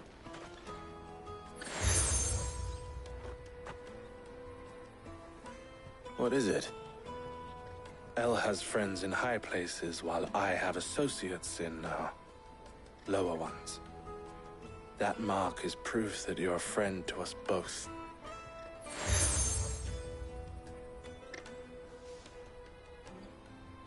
I shall bear it with pride. Well, all that remains is to wish you a safe onward journey. Goots' pass should secure you a place on the caravan, but if you encounter any difficulties, we would be delighted to provide you with a coach of our own. For a discounted price, of course. Say, 9 million? We'll try the caravan.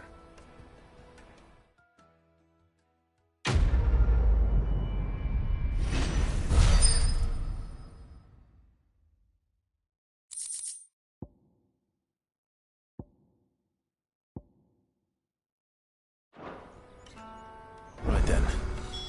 Let's get this back to Goots. And then it's on to the Dominion.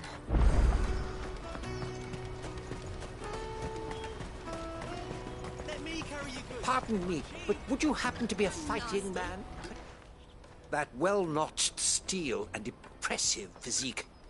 I have need of a sword for hire, and yours looks to be a weapon well worth the coin. Might you be convinced to offer me the use of those formidable arms? How exactly do you intend to use them? Well, being something of a scholar of Zemeckis history, I wish to investigate the ruins near the city. And I require a rugged companion, lest I find myself waylaid by ne'er-do-wells or the beasts sent to roam the area. Should you accept, you will not only earn yourself material wealth, but partake of the true treasure that awaits us there. The rich and storied history of Zemeckis. Well, were you ever party to a finer proposition?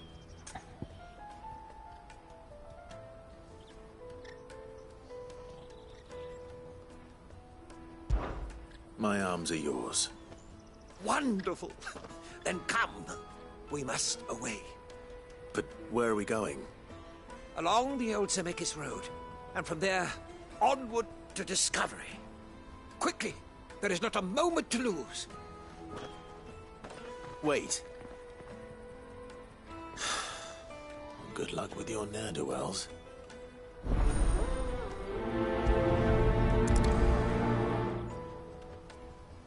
I'd better make sure he doesn't get himself killed.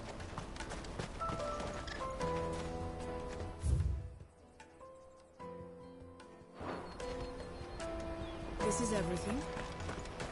Porter for hire. Best service at the... I see you've been of some assistance to Eloise. Perhaps you can extend me the same kindness?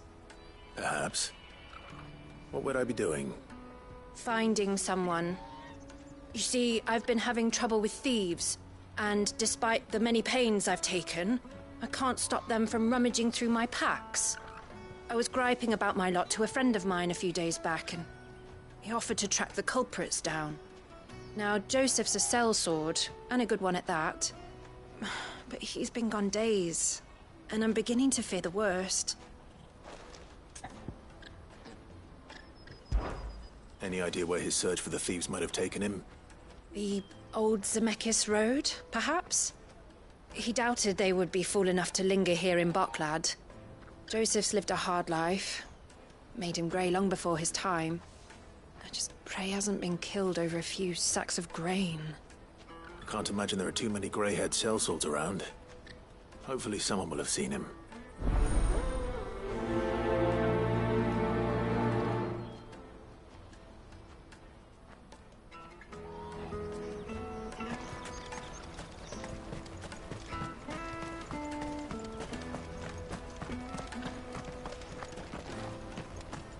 Hurry, man. I must leave for the... Bloody cruising caravan, scooping up all the best customers. Leave some for the rest of us. If our new arrival... Now I just need to see about getting the word out to everyone. He'd be rich.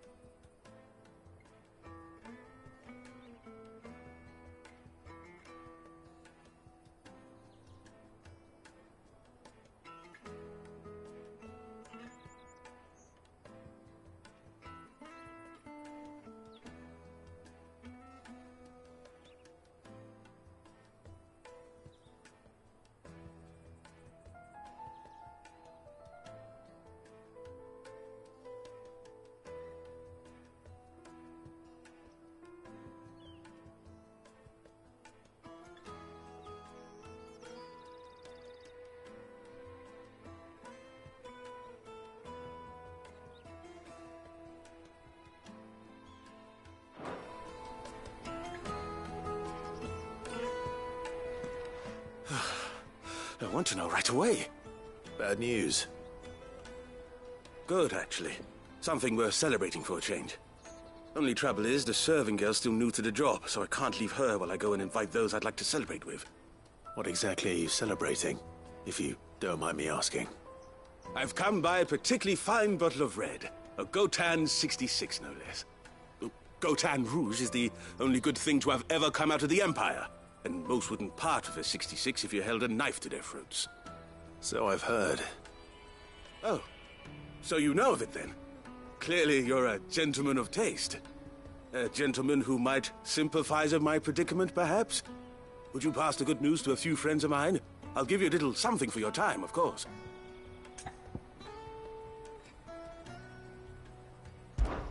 Sounds simple enough. So you'll do it? Marvelous. Thank you. You won't need to go far. All three of them should be right here in the market. There's Aldrich the porter, Milan the butcher, and Bolek, a guard over at the north gate.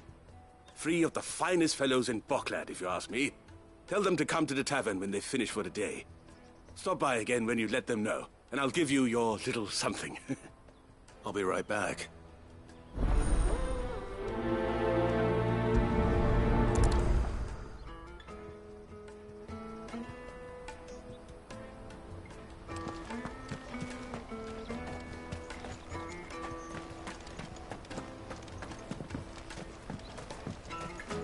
I hear the brothers found another victim. Can you believe it? All right. What's that? The third this month?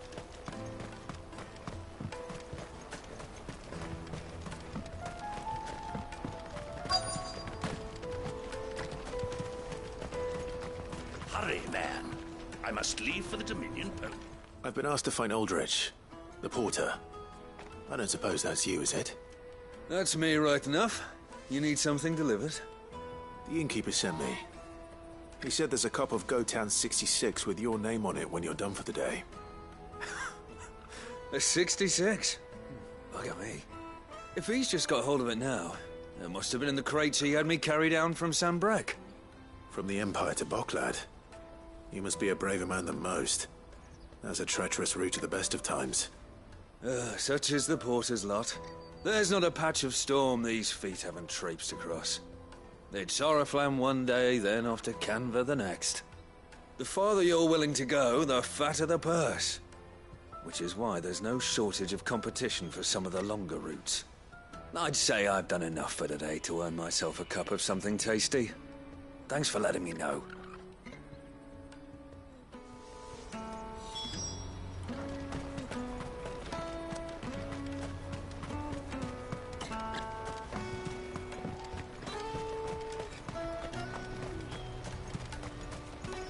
Out of my sight, wretch.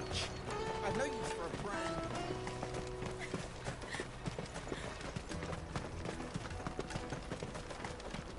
Come on, come on! Caravan stops next to the checkpoint. Are you Milan, the butcher? That's me. What can I do for you? The innkeeper's just had a special delivery. He thought you might like to join him for a cup of wine after you pack up for the day. He knows me only too well. And I've got a ham here that will go handsomely with a nice drop. Wine and ham to spare. Boklad clearly isn't suffering, then. Comes with being the place everyone has to pass through to get to everywhere else. Those who travel the Crystal Road bring all manner of goods with them. We get meat from Sanbreque, herbs from Rosaria. Why, sometimes we even see curiosities from across the Narrow. My old man knew what he was about when he set up shop here all those years ago. Anyway, thanks for the good news. Oh, you know what? Maybe I'll shut up shop early. Wouldn't want to keep our friend waiting.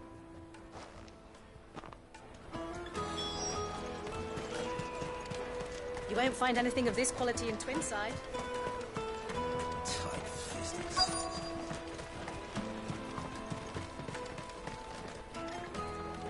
I'm looking for Bolek. I was told he'd be guarding the gate. Well, you found him. You're not here to enlist, I take it? The innkeeper sent me. He's just taken delivery of a rare vintage, a Gotan 66. He thought you might like a cup. I've never said no to a goat hand. I'm not about to start now. Thanks for letting me know. You must be a busy man. The market would be flooded with refugees if we weren't here to stem the flow. Oh, my heart goes out to them, all right, but we've got our orders. No papers, no passage. Plenty try to slip past us nonetheless. And every now and then, one of them's foolish enough to try and force their way through. And when they do, well, things can get nasty. You know what? That wine's sounding better by the moment. Well done. I wonder if the innkeeper might spare a cup of that wine.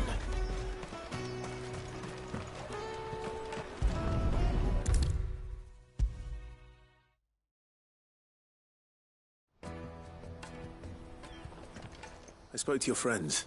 They'll be along soon. That's fantastic news. Thank you kindly. It's been a while since we all sat down together. And the way I see it, that wine is as much theirs as it is my own. How so? Well, I wouldn't be serving anything but slops without Aldrich to go and fetch the good stuff for me. And then there's Milan, who always sends customers my way. And Bolek, an even-handed keeper of the peace, if ever there was one. Those three are the backbone of Boklad. Lose any one of them, and the market would soon fall apart. And without the market, I wouldn't have a single customer. I'd say that's worth a bottle of 66, wouldn't you? And more besides. Everyone needs a shoulder to lean on. Be they world-weary innkeepers or brooding swordsmen. Right, I'd better prepare for my guest's arrival. I hear you had me carrying a bottle of Gotan 66. If I'd have known, I would have sold the thing and lived like a lord. I'll settle for a cup, though, if you're in a sharing mood. A Gotan 66. Just as well I had something special of my own set aside. A bottle between the four of us might not be enough to drown our sorrows, but it can't hurt. Here they are, the three pillars of Boklad. Sit yourselves down, gentlemen. The woes of the world may be monstrous and many, but there's nothing like a few good friends to keep the misery at bay. Never a truer word spoken.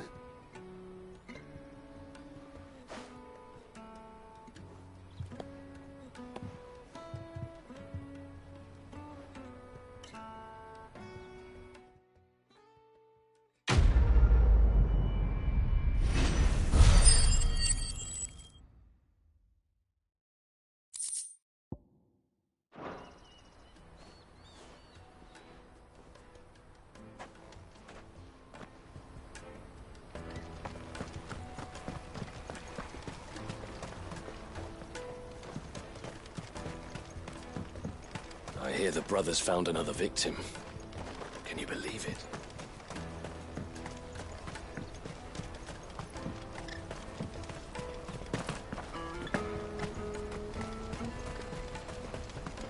Let me carry your goods.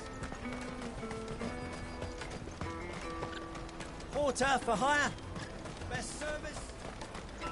That's that then.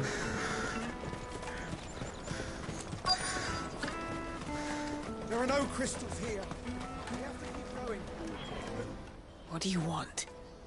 I've no coin on me. Just information. Has a sellsword passed through here? Grey hair. Now you mention it, there was a young man with salt in his mane sneaking around out there a while back. Which way did he go? How am I supposed to know? Buggered off down the road, I expect. Now why don't you do the same and leave me be?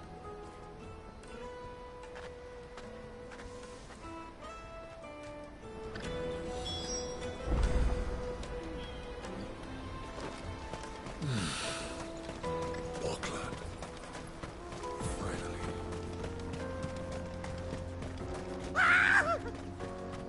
Why am I not surprised?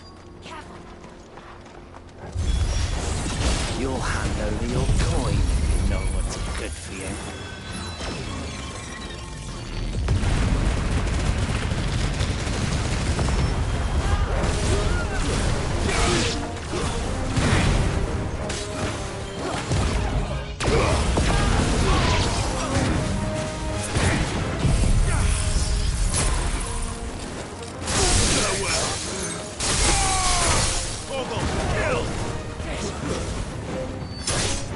It's over!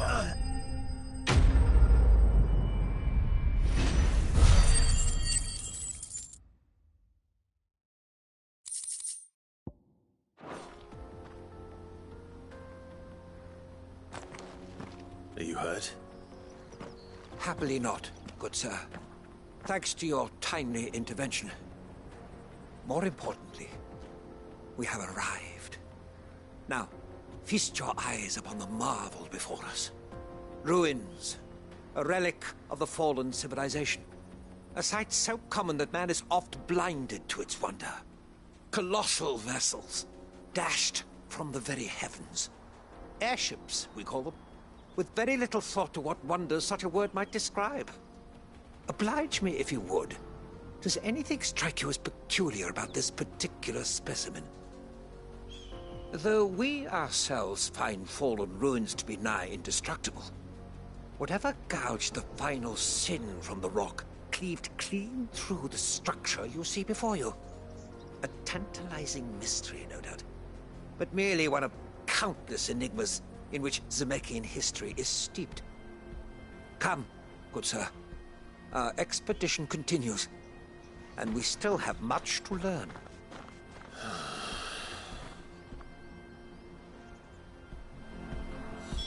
He's passionate. I'll give him that.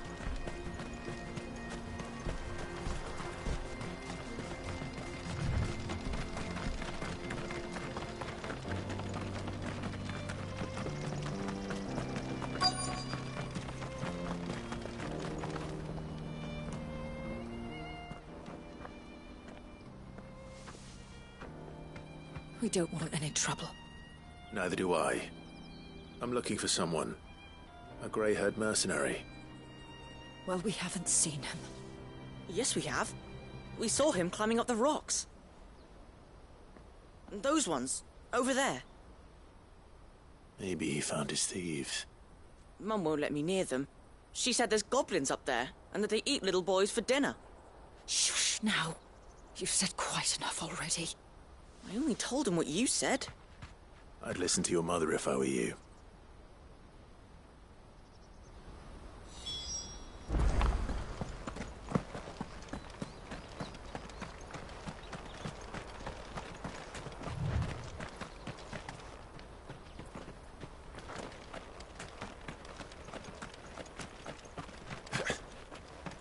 Did Joseph's thieves really lug their stolen wares all the way out here?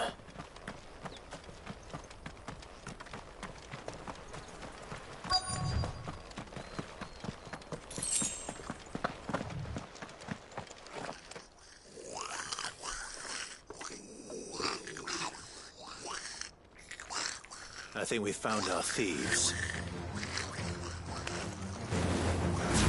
They don't look happy to see me.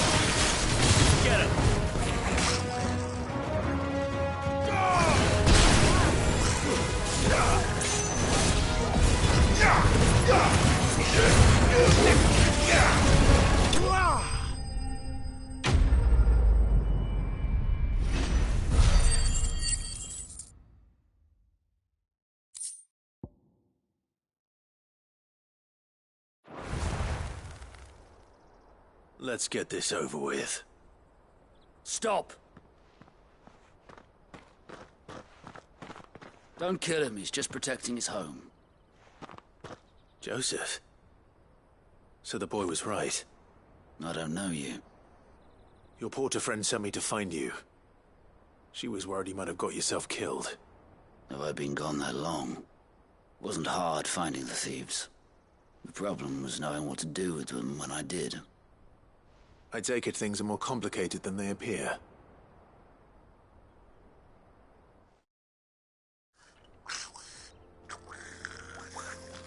I'd all but ruled out bandits before I even left the market. You know why that is? Because our thieves had no interest in gold or gems, or anything they couldn't eat for that matter. Add to that the rumors of goblins in the area, and the mystery practically solved itself. I soon found their cozy little homestead and all the missing food. I launched myself at them, full of righteous fury, but their leader was the only one who moved to meet me. The others, they huddled around that food, ready to die protecting it. They stole because it was that or starvation. I've been there myself, back when times were hard. So you spared them, and earned their trust into the bargain by the look of it. These goblins aren't native to the area. They don't know how to survive such barren lands, so I've been teaching them. And once they've learned to hunt and forage, they won't be fool enough to risk their necks in Boklad. I'm impressed. I didn't know goblins could be reasoned with. Do me a favor. Let the porter know I'm safe. I'll head back to the market once my work here is done. Oh, and don't mention the goblins. I don't want people coming here brandishing pitchforks. Not now this lot have sworn off thieving. Your secret's safe with me. I appreciate it. Thank you.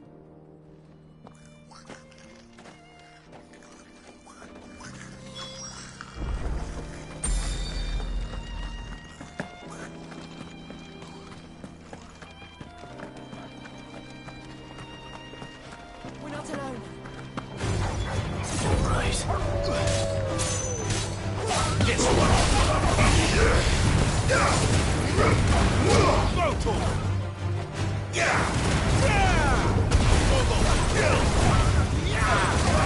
This one.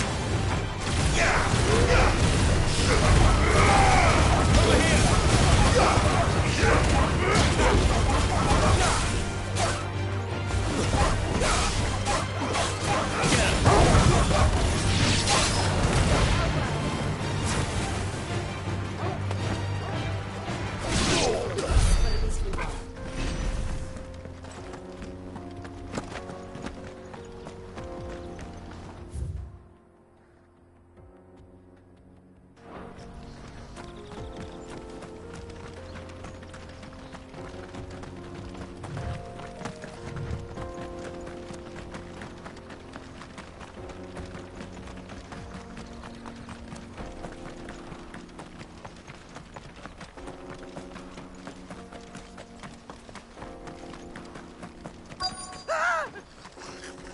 Not it. All right then. Who's first?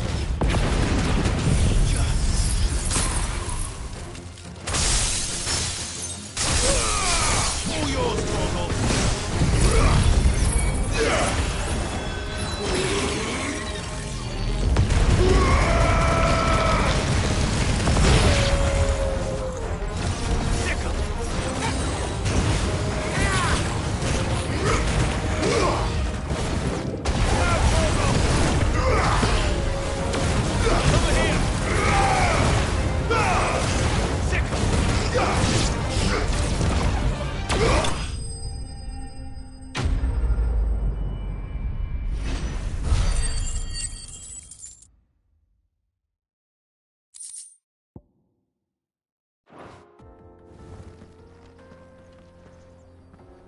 You're going to get yourself killed.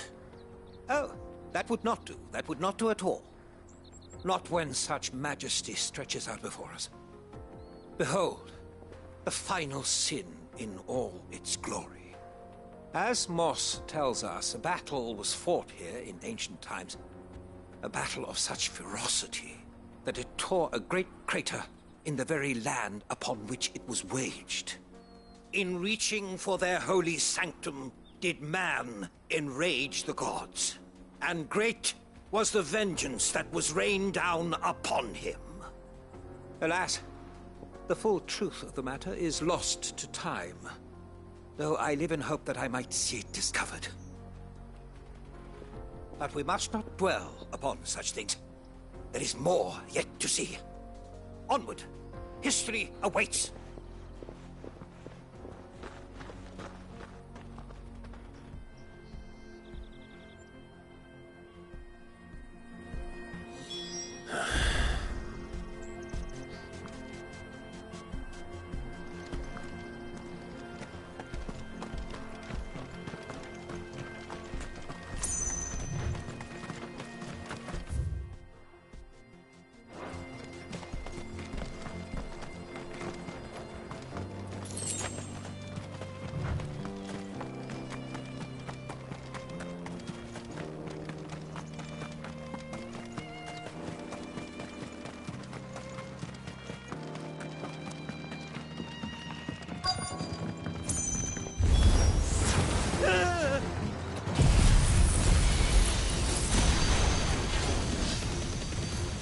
Oh no. He's really got himself into trouble this time.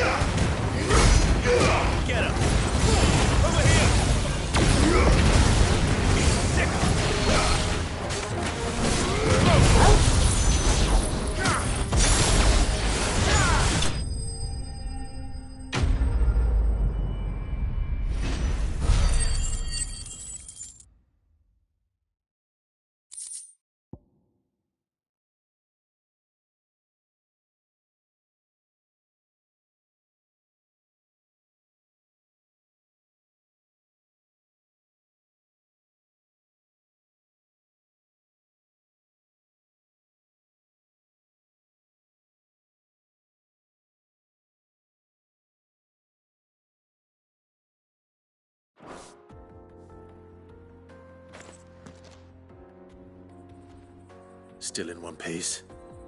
It would seem so. Once more I am in your debt. And once more you impress me with your prowess. These were no ordinary foes, but ones we in the field call echoes. Though Moss the Chronicler concurs with the legends in attributing the fall of Zemeckis to a wrath wrought upon mankind by the gods, he offers little in the way of explanation. Could the ruins we see before us here, in all their elaborate beauty, perhaps suggest an answer? Could the construction of such miraculous edifices have been considered an encroachment upon the province of the divine?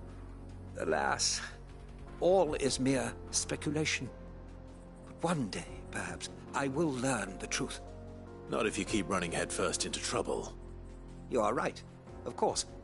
And not only have you plucked me repeatedly from the jaws of death, you have proven yourself a willing audience to my ramblings.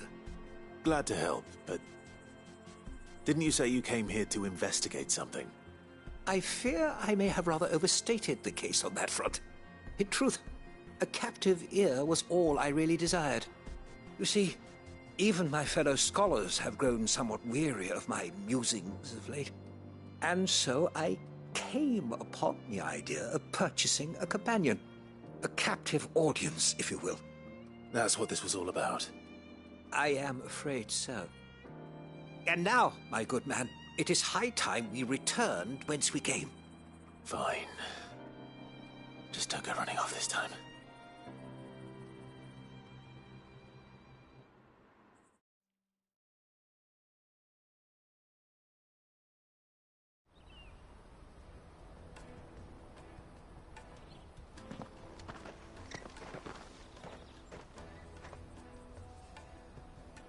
And so ends a delightful day.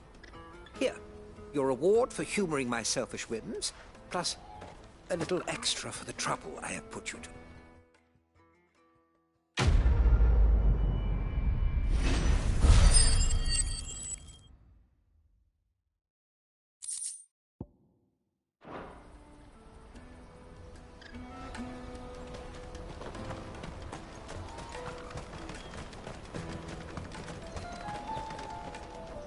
Joseph's fine. He'll be back once he's tied up a few loose ends. That's a weight off my shoulders. He certainly knows his business. You found your thieves all right. And I dare say they won't be coming back. A good man to have around, that Joseph. And if he says there'll be no more thieving, that's good enough for me. Thank you for putting my mind at ease. Here, for your troubles.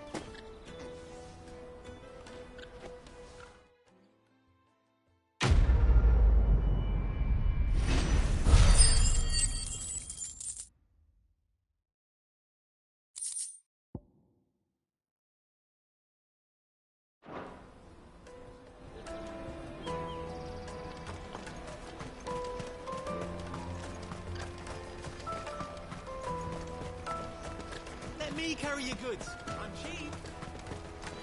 Peaches and pears.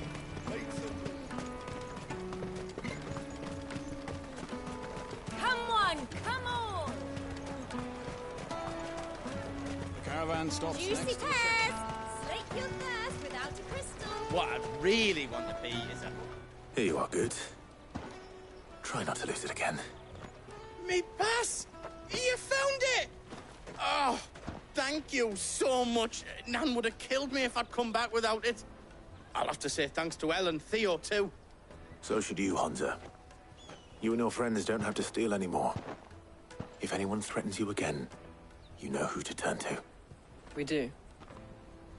And we already have. Miss Elle's given us a job shifting the chocobo shit out the stables. It's hard work, and the pay isn't half what we got from the Stones. But if we stick at it, we'll keep ourselves fit. You stick at it, then. And Goots, I'm sorry for stealing your pass. That's all right. I've got it back now. And all's well that ends well, eh? You said you're trained to be a blacksmith, right? Well, I'm gonna be your first customer. I'm gonna save up all my gil and get you to make me a massive sword. I'll do me best. Till then, eh?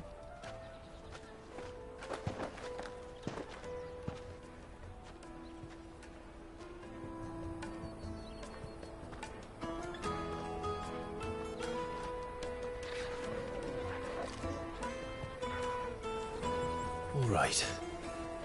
We have a place on the wagon.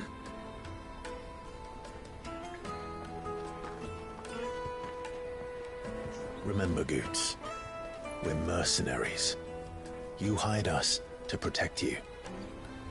Mercenaries. And you remember the plan? You're to ride all the way to Twinside. Jill and I will go with you as far as the outskirts, then find our own way in. I'll buy that stuff I need. Right. And we'll scout out the Imperial's defenses.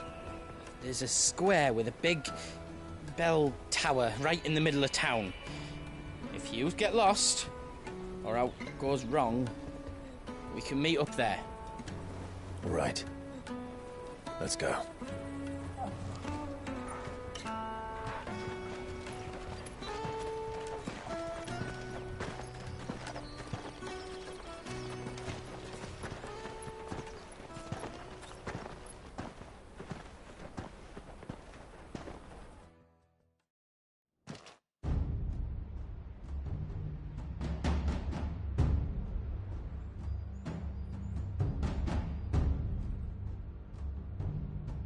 I see.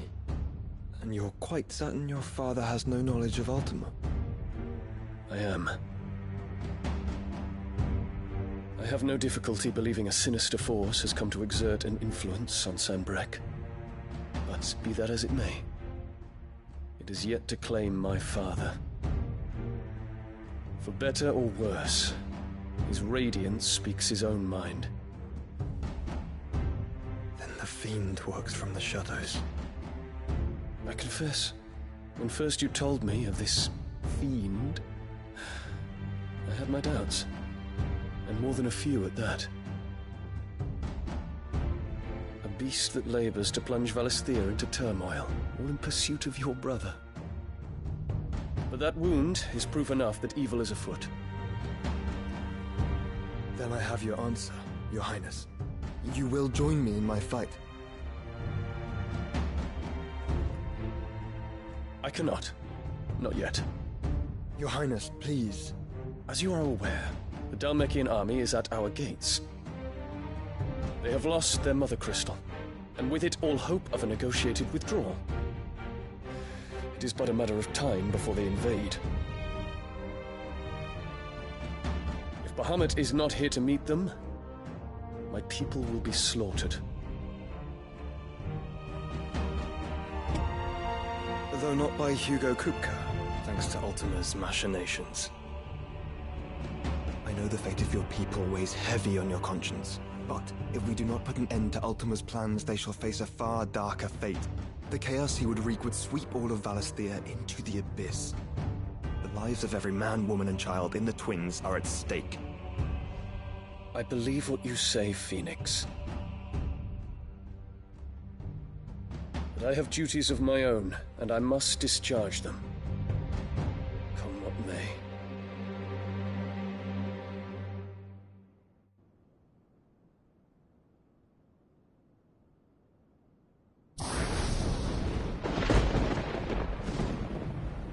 What do you know of my blood?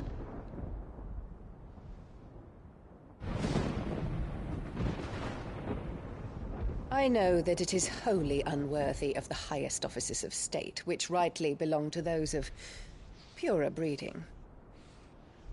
Alas. Your bloodline runs through the Oriflamme gutter, from a whore who weighed her child's worth in Gil. Have you threatened my father? Of course not. I merely whispered in his ear that his mongrel son is plotting a rebellion. What? Sylvester listens to the words of his astrologers. And they have ears too. You have been feeding them your lies! Should you remain loyal to Emperor Olivier, his radiance may yet crown your head with laurel, and not with tar.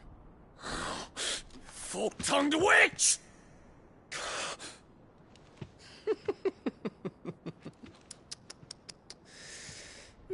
In consideration of your long years of service to the Empire, I shall forgive this uncharacteristic rudeness. Now hurry and make ready, Your Imperial Highness. Emperor Olivier expects much of you, Dion. Or should I say, of Bahamut. May your fire reduce his enemies to ash, till all of Valisthea bows to its rightful ruler.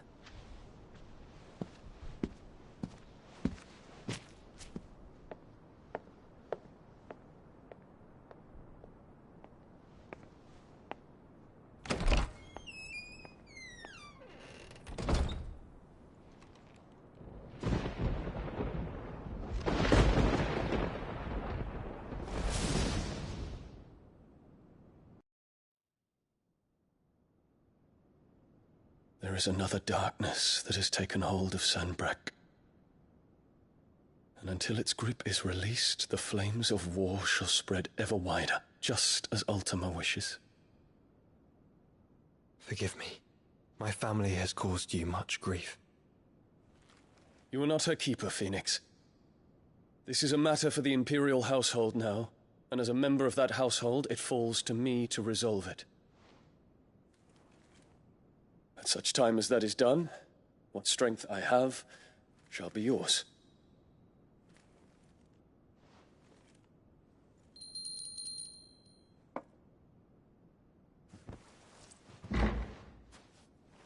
Thank you, Your Highness. Let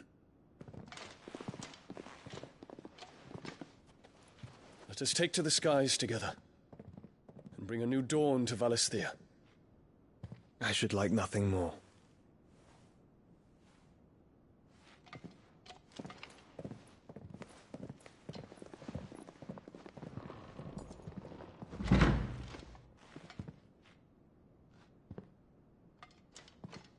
Terence. My prince. Tell me true. Do you believe what I'm about to do is wrong? We dragoons have but one leader, your highness. And we shall follow him unto the very end. Thank you. And this is my decree. For their crimes against the crown, the traitorous Annabella and her usurping son shall be put to death, and the Empire restored.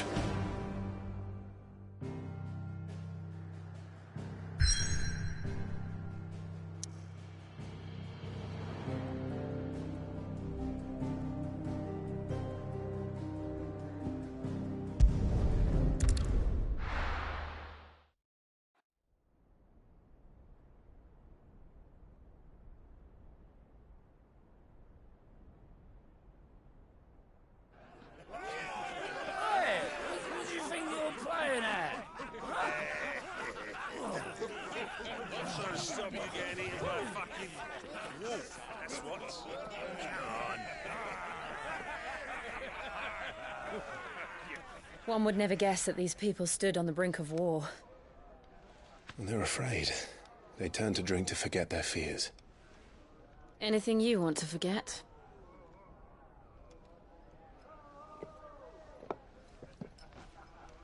The harbor is empty, and half the market stalls too. The city may seem peaceful on the surface, but it's balanced on a knife edge.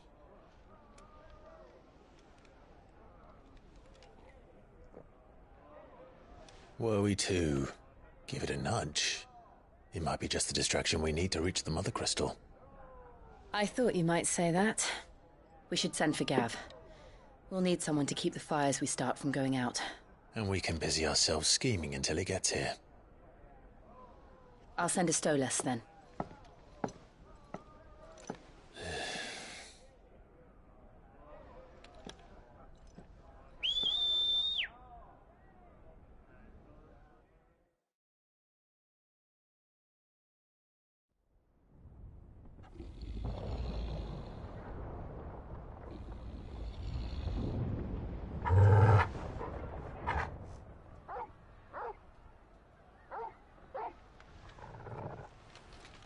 What is it, boy?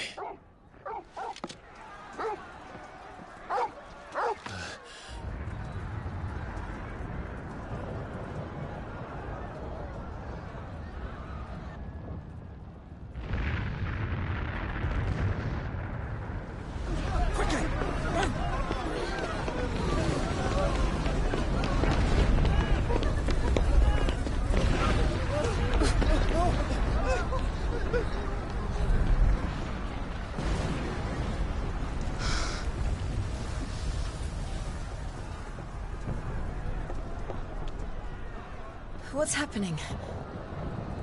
I don't know. Torgal!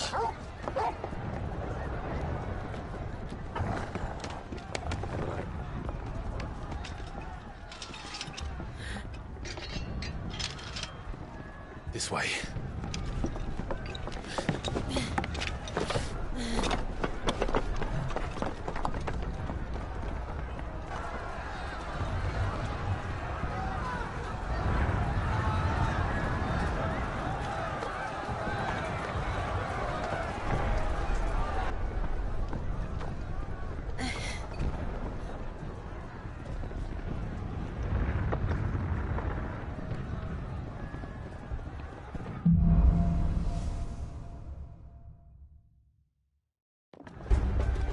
The city's on fire.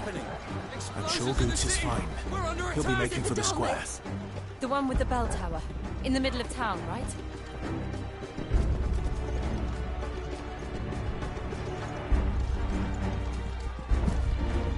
Guard, watchman, or sentry is to be slain on sight. But spare the citizenry.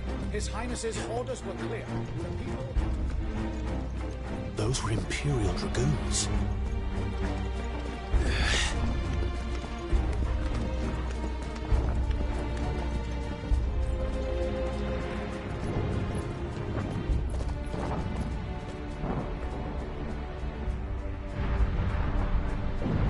What in the hell is going on? Let's go and see. Right.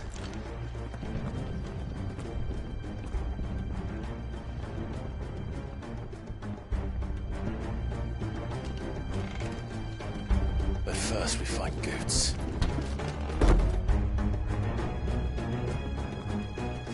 I just hope he's all right. You there! Identify yourself! We have to.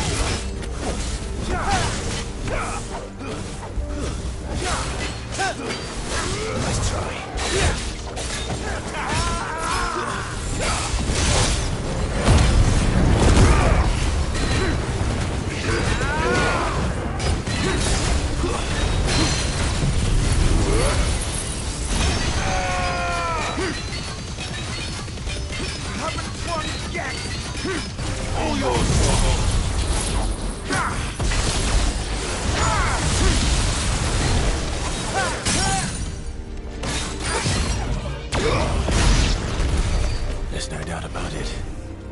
They're Dragoons. What is this then? A civil war?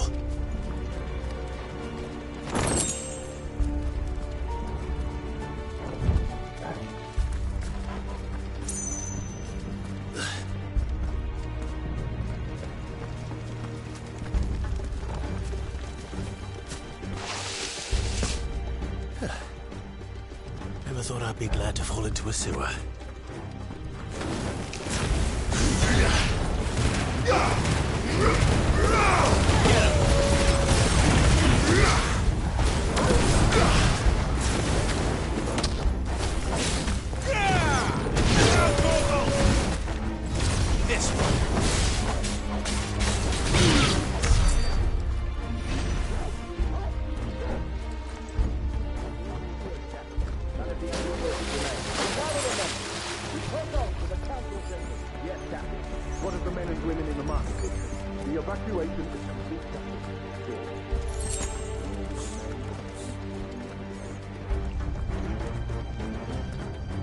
There it is.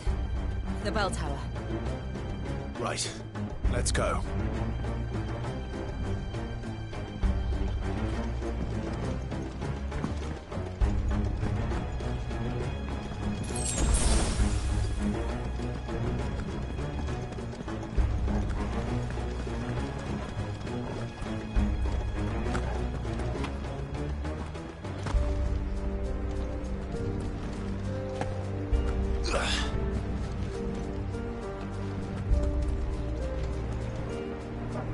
Ah, a goods lift.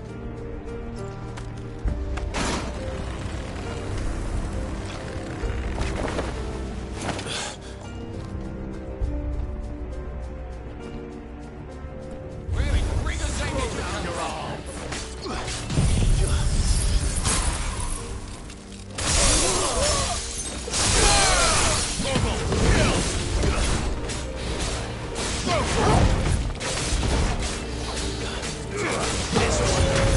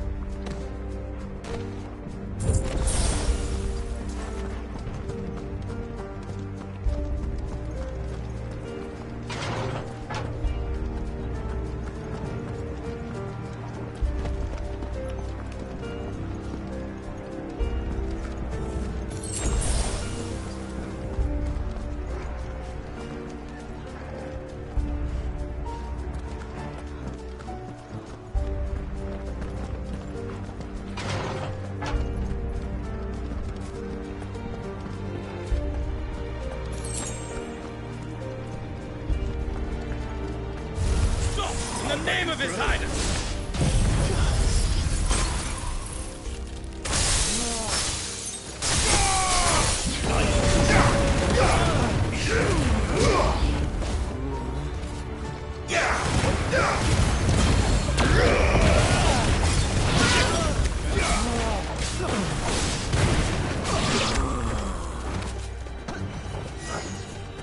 Get him!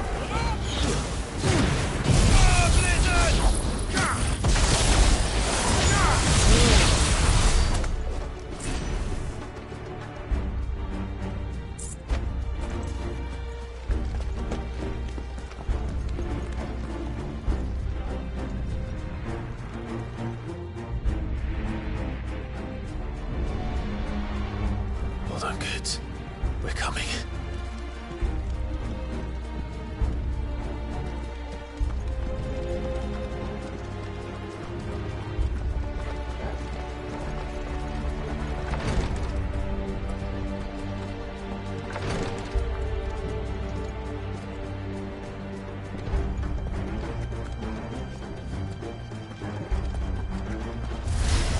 In the prince's name, none shall pass!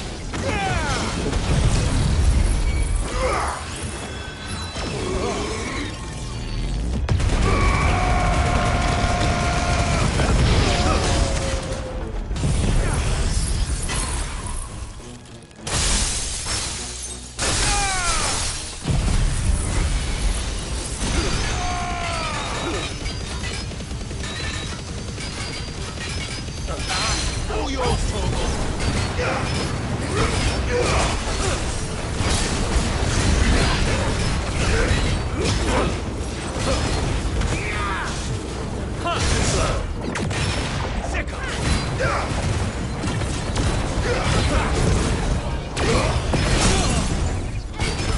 This one. Get him.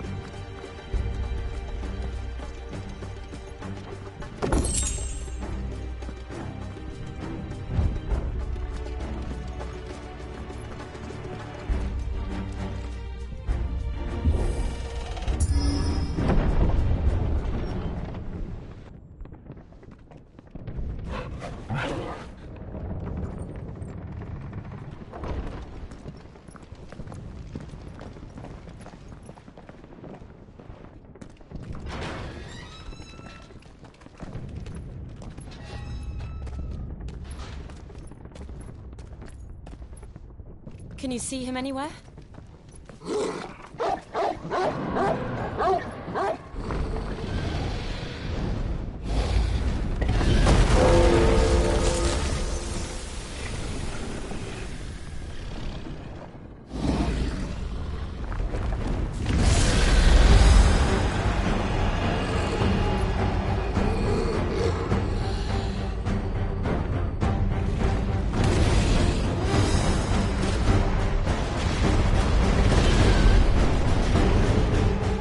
It must be one of the Dragoon's pets.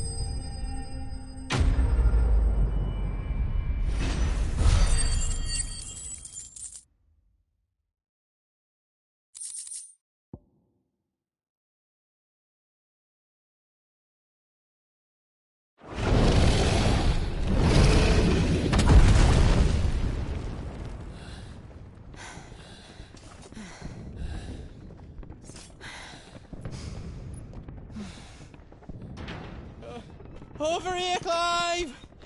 Are you alright? Goods, there you are.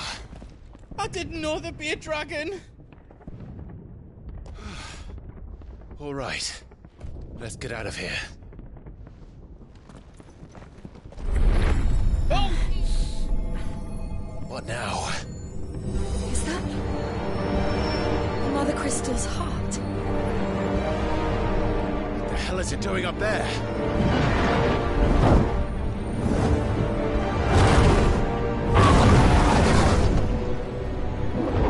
Bahamut.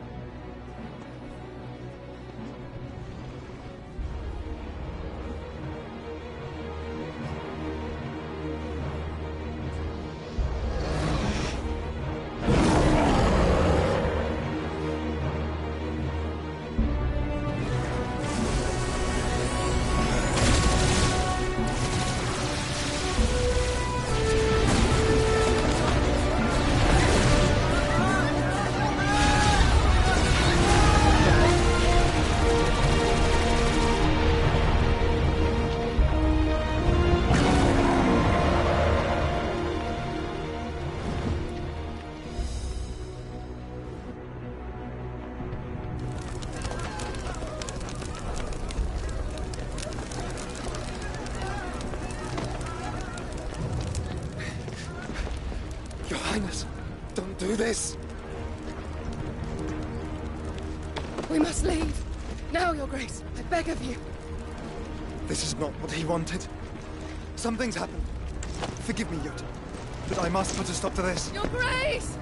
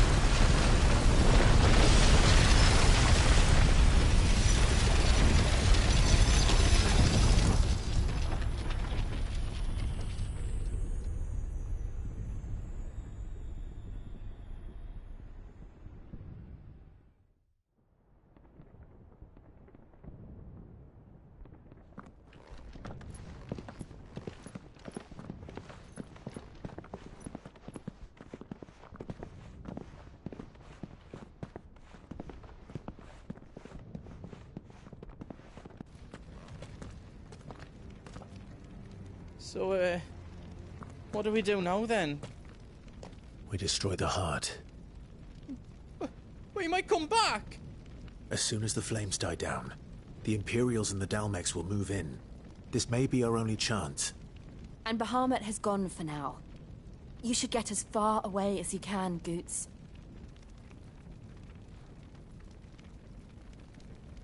What? And leave you lot in the lurch? I can't do that. If you're staying, then so am I. I packed everything up before I made a run for it, so if there's out you need, just ask. But I won't be giving it away for free. Nan'd never forgive us if I did. Thank you, Goots.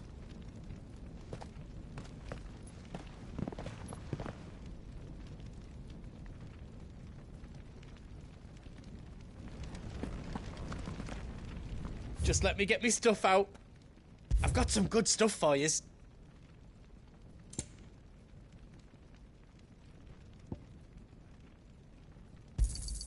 Righto, here you go. Thank you.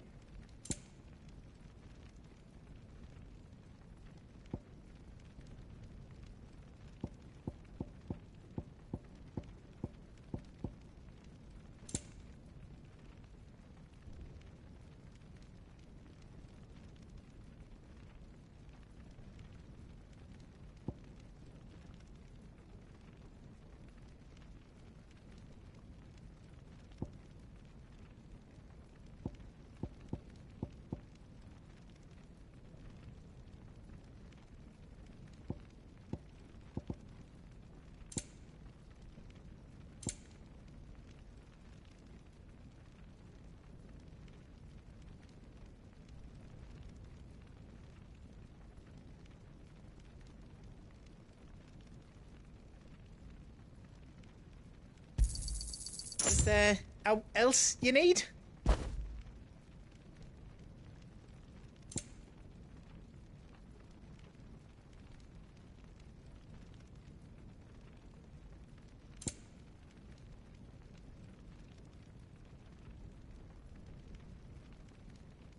How else I can do for you? Whatever yous need, leave it to me.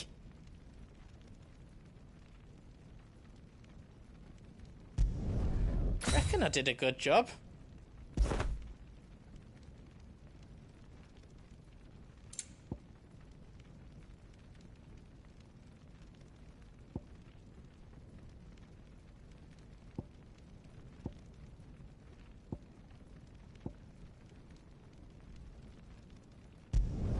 Finished! I think.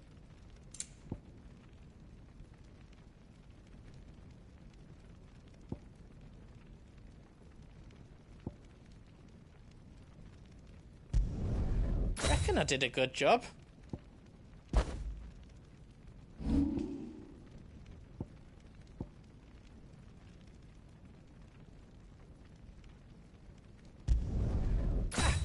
I did it!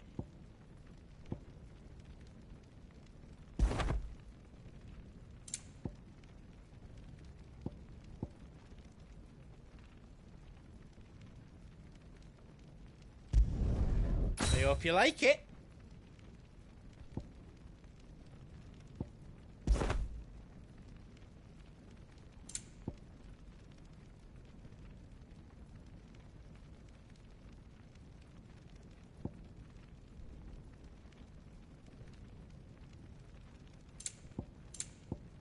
You don't want me to make yours out else?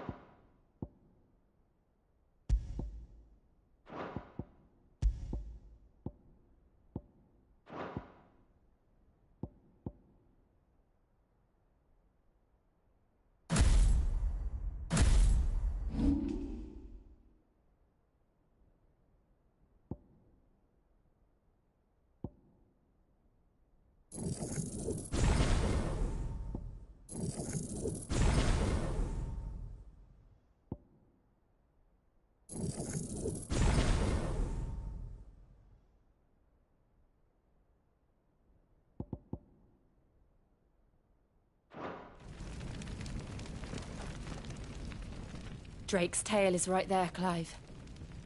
It's time to free Storm from the Crystal's curse. Oh, it's past time. But remember, Bahamut is still out there. And I dare say we'll be seeing him again before the night is done.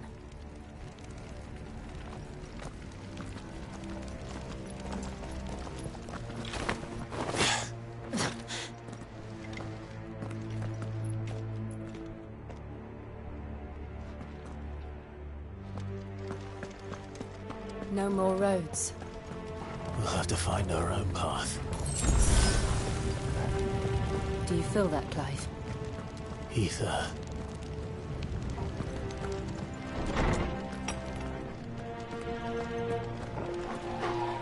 Just what we need. Another flood. It's already turned them.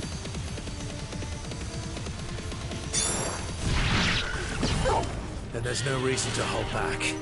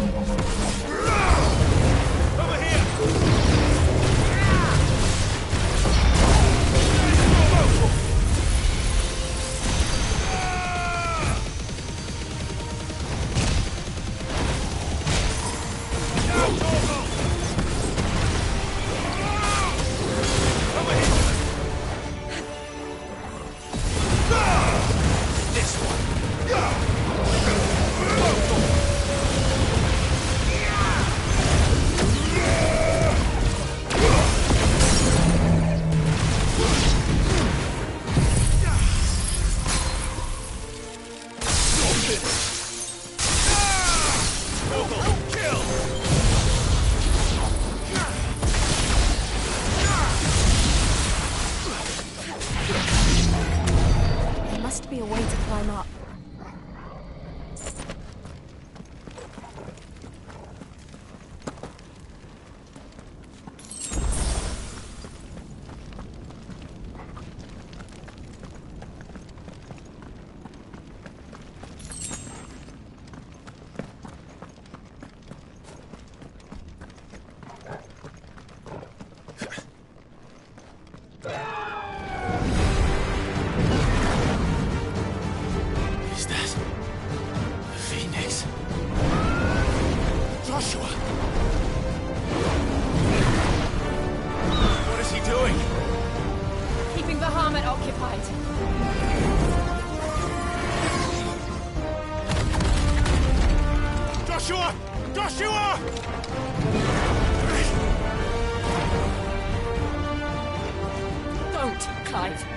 Dangerous. Fuck! Hold on, Joshua! I'm coming!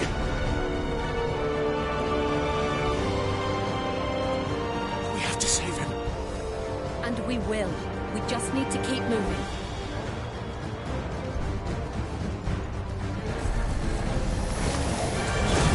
Come again!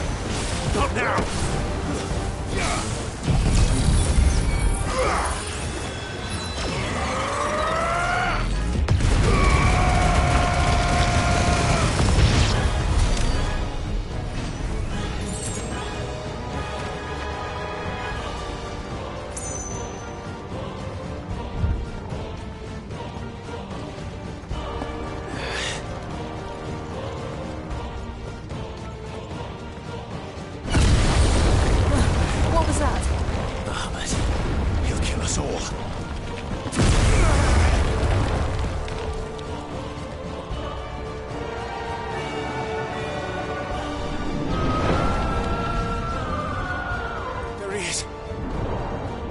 Joshua! I'm here, brother! Clive. He can't hear you. Joshua! They're heading for the heart. Then so should we.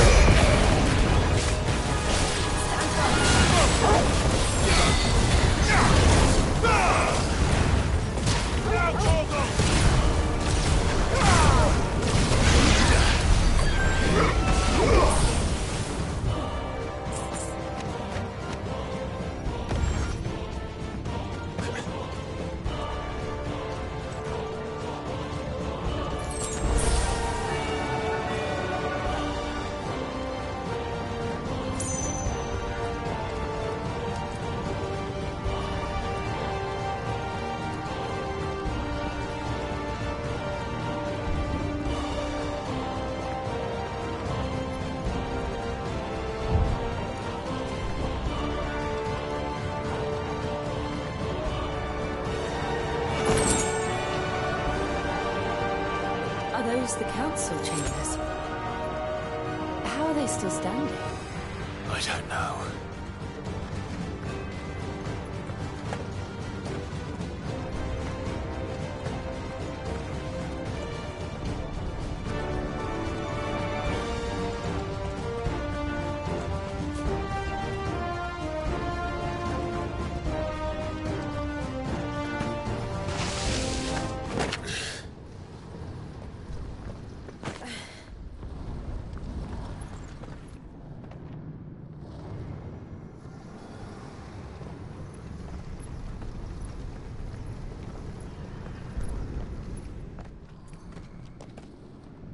He'll be all right, Clive.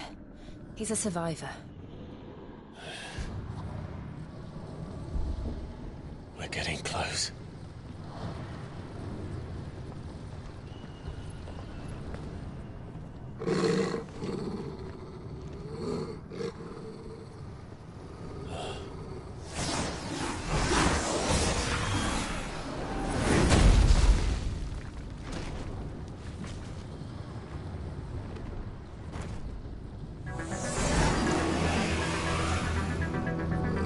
Looks like somebody doesn't want us getting any closer. I don't care what it wants. Neither do I. Too slow.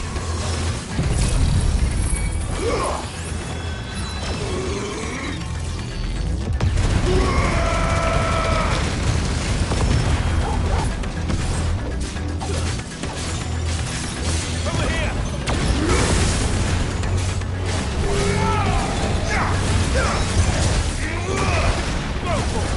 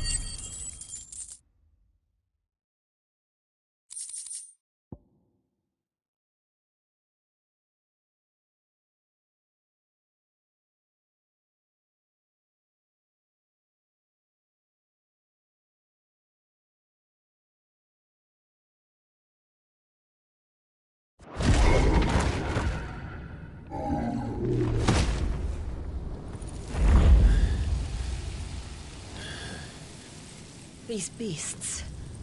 they're getting stronger. We can think about them later. Right now, there's only one thing we need to focus on. The heart.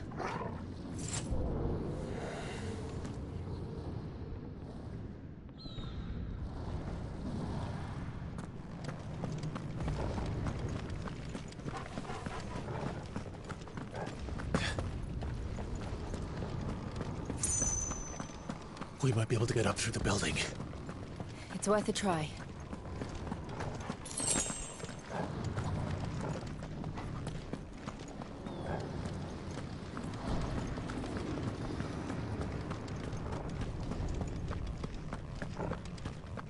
Quiet. There's someone up there.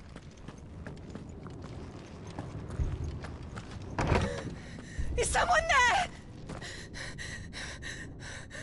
Mother. It's you. What happened here? He tried to take him from me. Oh, my boy. My darling boy. Is this the child you made with the Emperor? Why, Mother? Why did you betray us all? You have no right!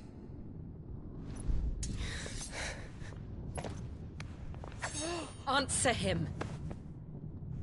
We took you in, savage. Show some respect for those who raised you.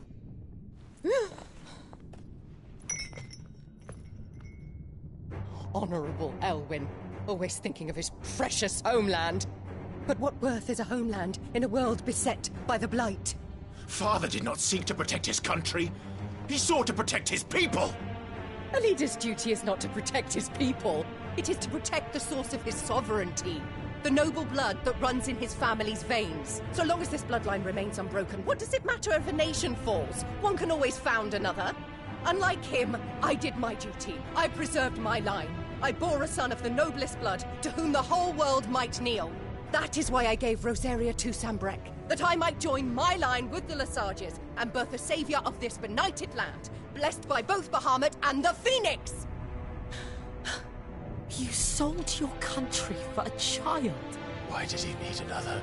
You had Joshua. I had nothing. You were always your father's son, so very strong and bold and daring, and yet you failed to awaken. Would that Joshua had been granted 1/10 of your strength? Oh! How the nobles laughed that Elwyn's firstborn was surely the son of a concubine, and my own, not long for this world. The shame of it! The shame of being slandered by one's inferiors! How could you ever know how that feels? It should have been you! Why didn't the Phoenix choose you? Joshua's every waking moment was spent trying to shoulder the burden that you and the Phoenix and the Duchy foisted on him. That's why I became his shield. To help bear the weight. But what did you do? You betrayed your own blood and surrendered your son to his fate! Joshua, my darling boy. I never meant to hurt him. The soldiers' orders were clear. He was to be spared. Why did you survive when the only one I truly cared for died? What? Have you not looked out of the window? Joshua is here! The Phoenix lives on! He's battling Bahamut as we speak!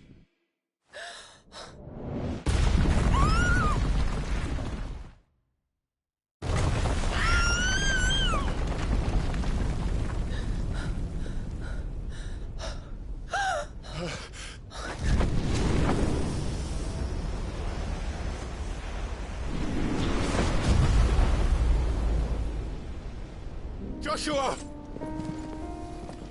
Wake up!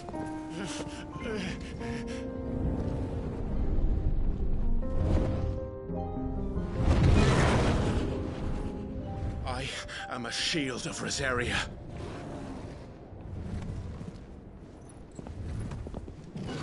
And I will do my duty. What are you...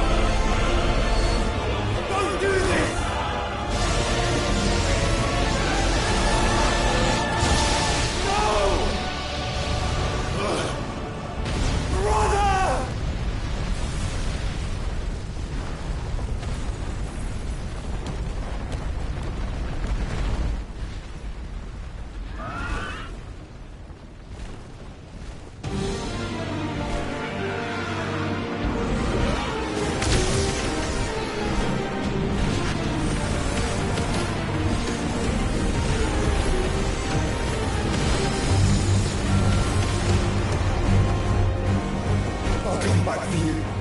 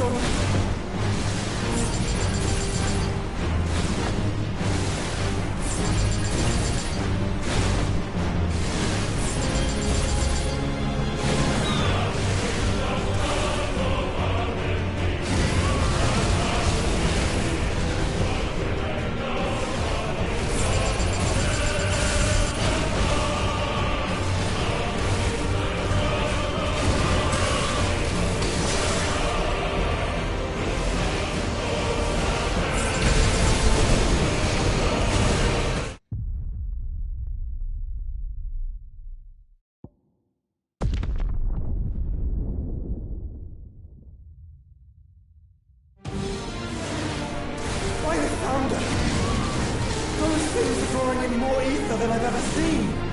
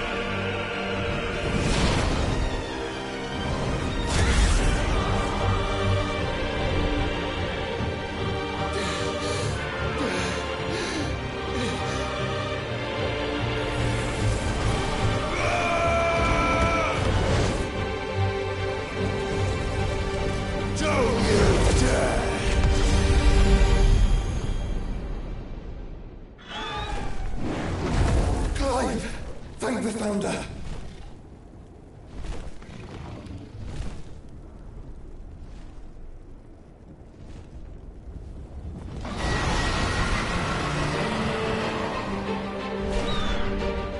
It's now or never, Joshua.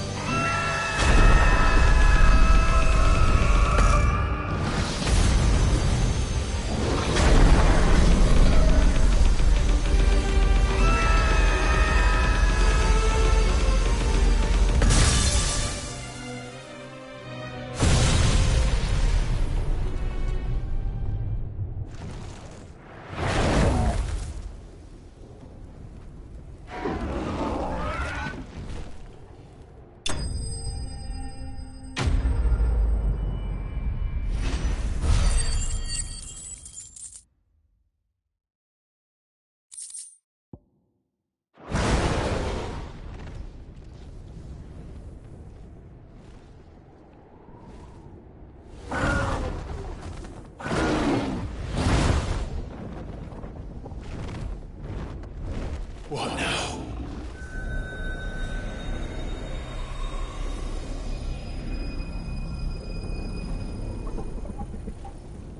This is drinking the ether. We have to stop him.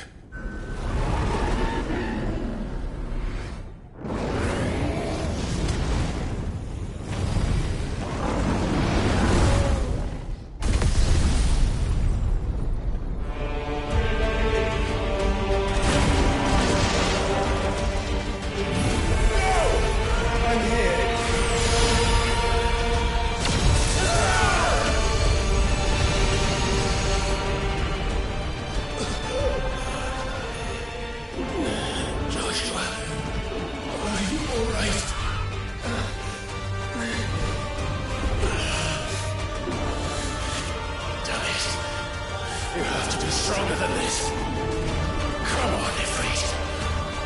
Show us your true power.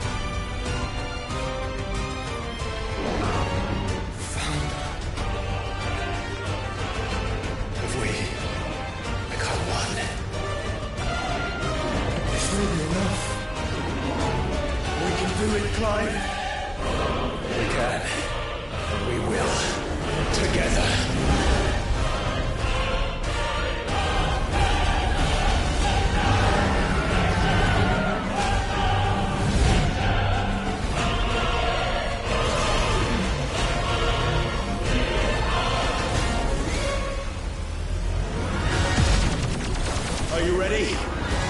Ready!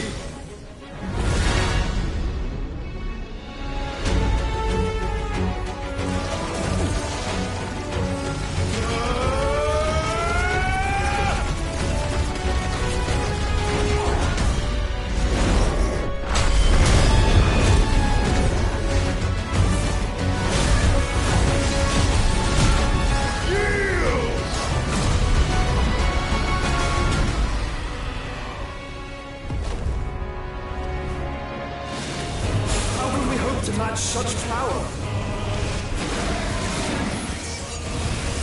By trusting in our own.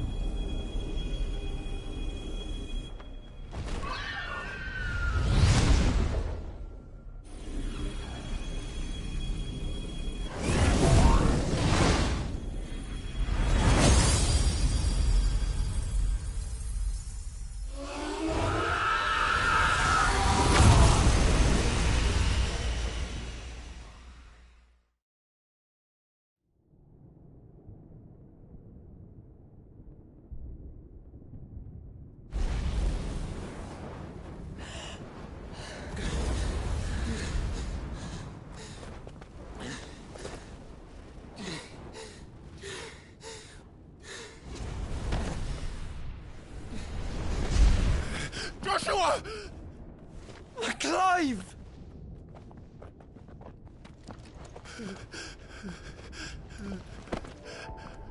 My brother. I'm sorry. I'm so sorry. You're alive. We both are. Nothing else matters.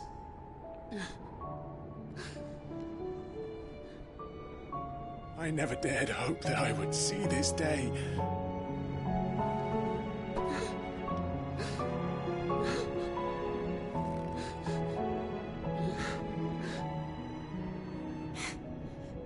Reunited at last. Jill.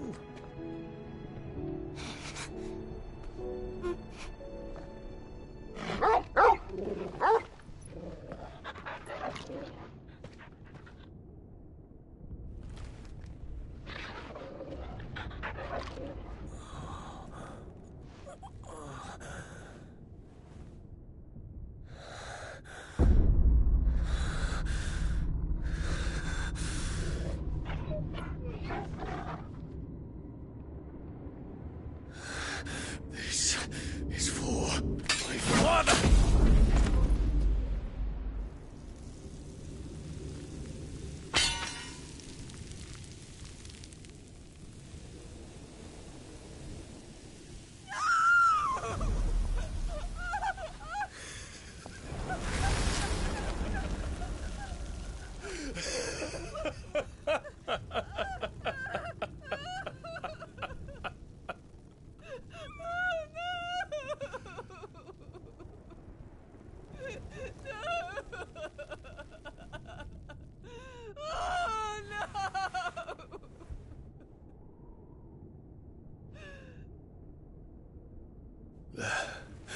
It is done.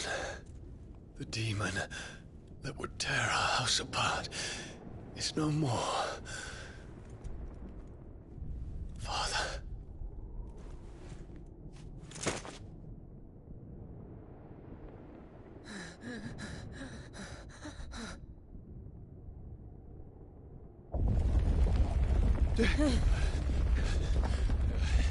The Mother Crystal. It's collapsing. Right. We need to leave. No. Wait.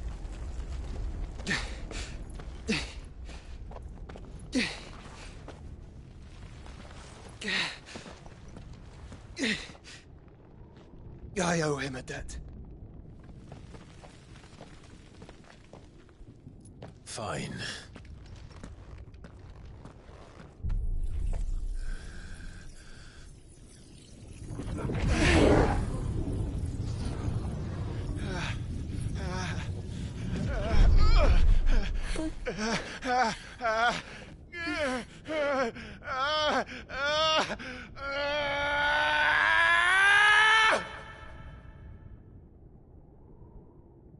You there.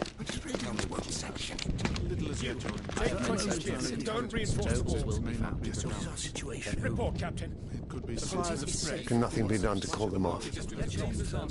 I regret not, Your Radiance. The Dragoons answer to none but His Imperial Highness. The Council is powerless to intervene. We're hearing reports of rebel Madness is this, Dion. throughout the neighboring districts. Focus all efforts on extinguishing the fires around the capital. The city can wait. What about stocks of weapons and armor? Don't dally, man. Go! Your Radiance. Are the doors locked? And I want you to find out Make sure the doors are about locked. next movements. By the light. Dion. Have you taken leave of your senses? Call off the Dragoons at once. Fear not. The populace will come to no harm at their hands.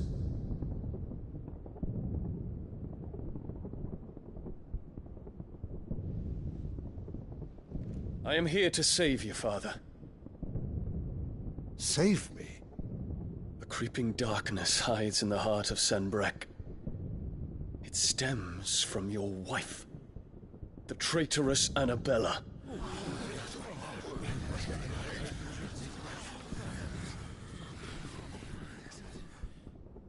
Not another word, Dion. Father, though you may not see it, The darkness has taken hold of you. It has made you forget yourself. But I bid you remember, there was a time when you ruled not with cruelty, but with compassion. Why now do you turn your back on your people? Why now do you seek to stoke the fires of war? You too have borne witness to this change, Your Eminences. And you know, as well as I, who is responsible for it. A puppet now sits upon the throne, but cut his strings, and the Master loses the power! What? Dion, you bear steel before your Emperor? Guards! Take him!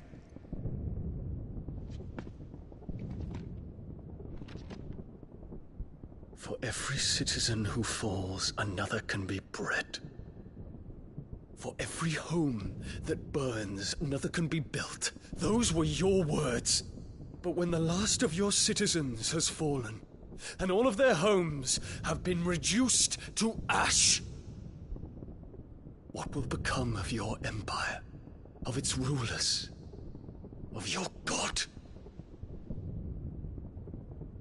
As the Mother Crystals crumble one by one, and the Blight sweeps in to claim all that we hold dear, our people look to their Emperor for protection.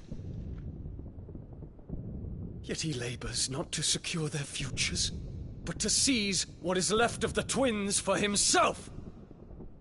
Even if it should come at the cost of everything his loyal citizens have labored to build!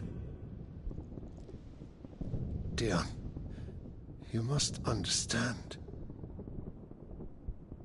A small price to pay, is it not? You've been blessed with great power, Dion. Enough to win me the world. So go, claim Valisthea for me, brother.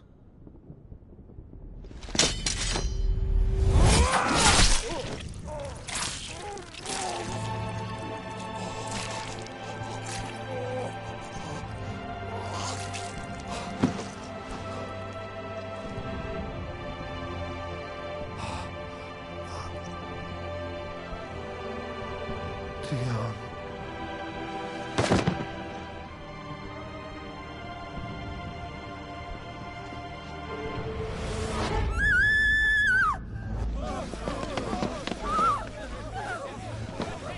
Gods! Gods! Father. Poor father. How he doted on his children. That he would die to protect me was plain. It was but a matter of when. You planned this? You did well to endure so long. But you broke in the end, as I knew you would. And now Muthos approaches. Put him to the proof. I would see if he breaks. Go, Bahamut. Kinslayer.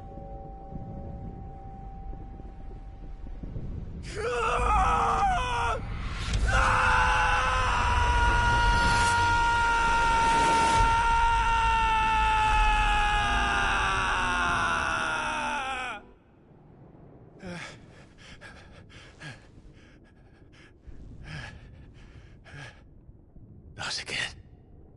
Brother? It's a long story.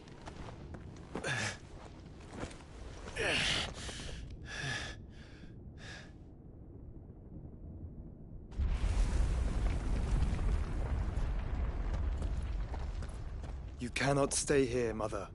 Come. Take my hand.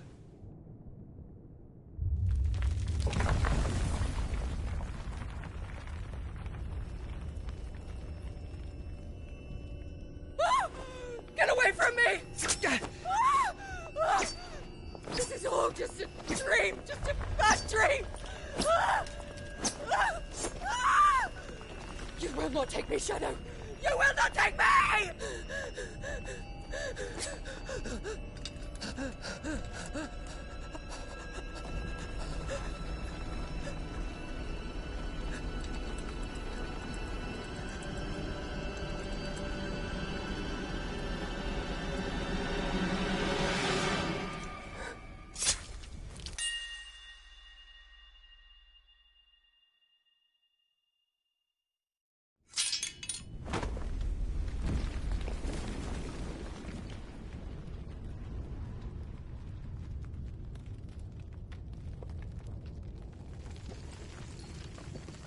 Mother.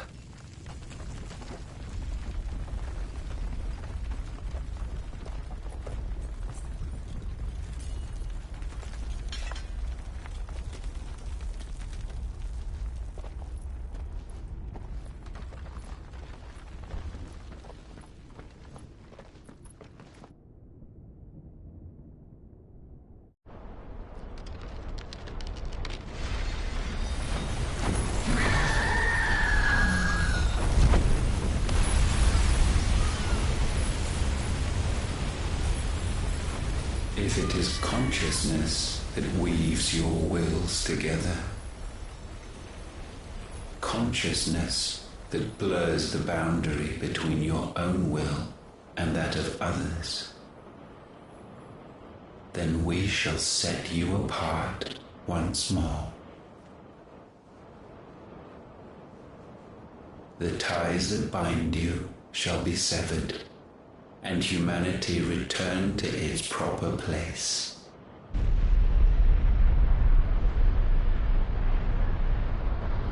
By primogenesis shall a new age of reason begin.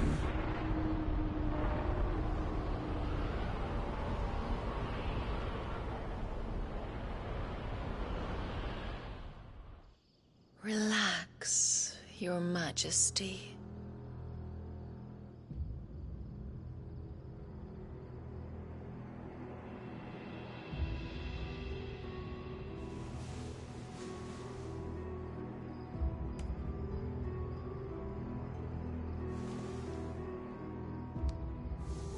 Don't you want to play? It's been a long time. If that is your wish. Men, you are as meek as all the others.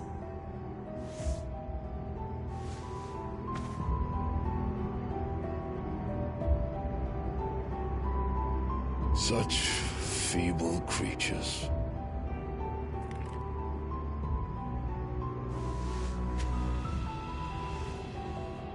Gifted the power of icons, yet slaves to fickle emotions which usher you to your doom. And so you bind your fragile wills with strands of consciousness. The wretched handiwork of a wretched people. The Sons of Fire were united at last, and for but a moment, their flame burned bright. Soon, Mythos shall become our perfect vessel. And then shall the world be remade. Not before the bonds are severed, of trust, of respect, of love. Only when every strand of consciousness is cut away, may Mythos return to our side. By primogenesis shall all be undone. Mankind shall be rid of his wretchedness, and Mythos of his will. But while he yet clings to it, he has the power to forge bonds anew, and so we bid you. Find Mythos, and sever every one. To destroy that which has no physical form, you ask the impossible. There is nothing your black blade cannot cut, Odin. We shall unite with Mythos, and bring forth a new world. So long as our vessel remains unclaimed by humanity. It shall be done, Master. My will is yours.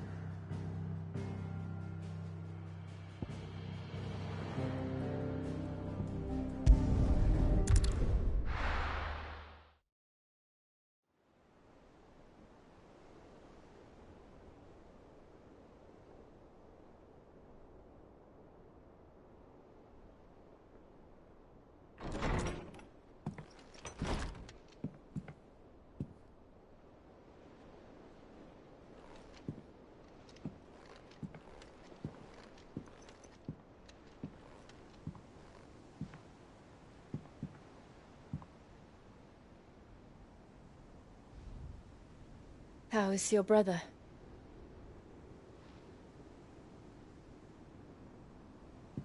Asleep since I returned from the Dominion. Taya says he should be back on his feet soon enough. For a while, at least. She discovered something on his chest. A swelling, circled in stone. The curse.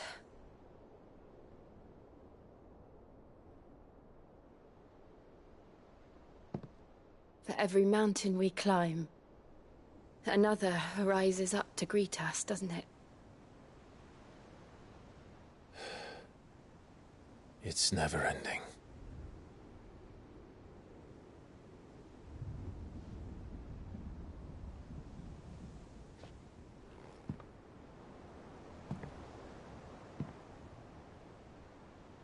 Even the sky seems to have grown tired of it all.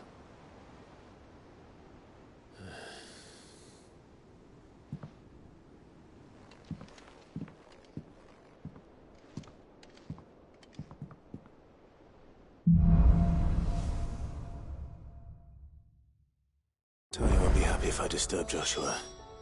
While he rests, I might as well see what Otter has to say.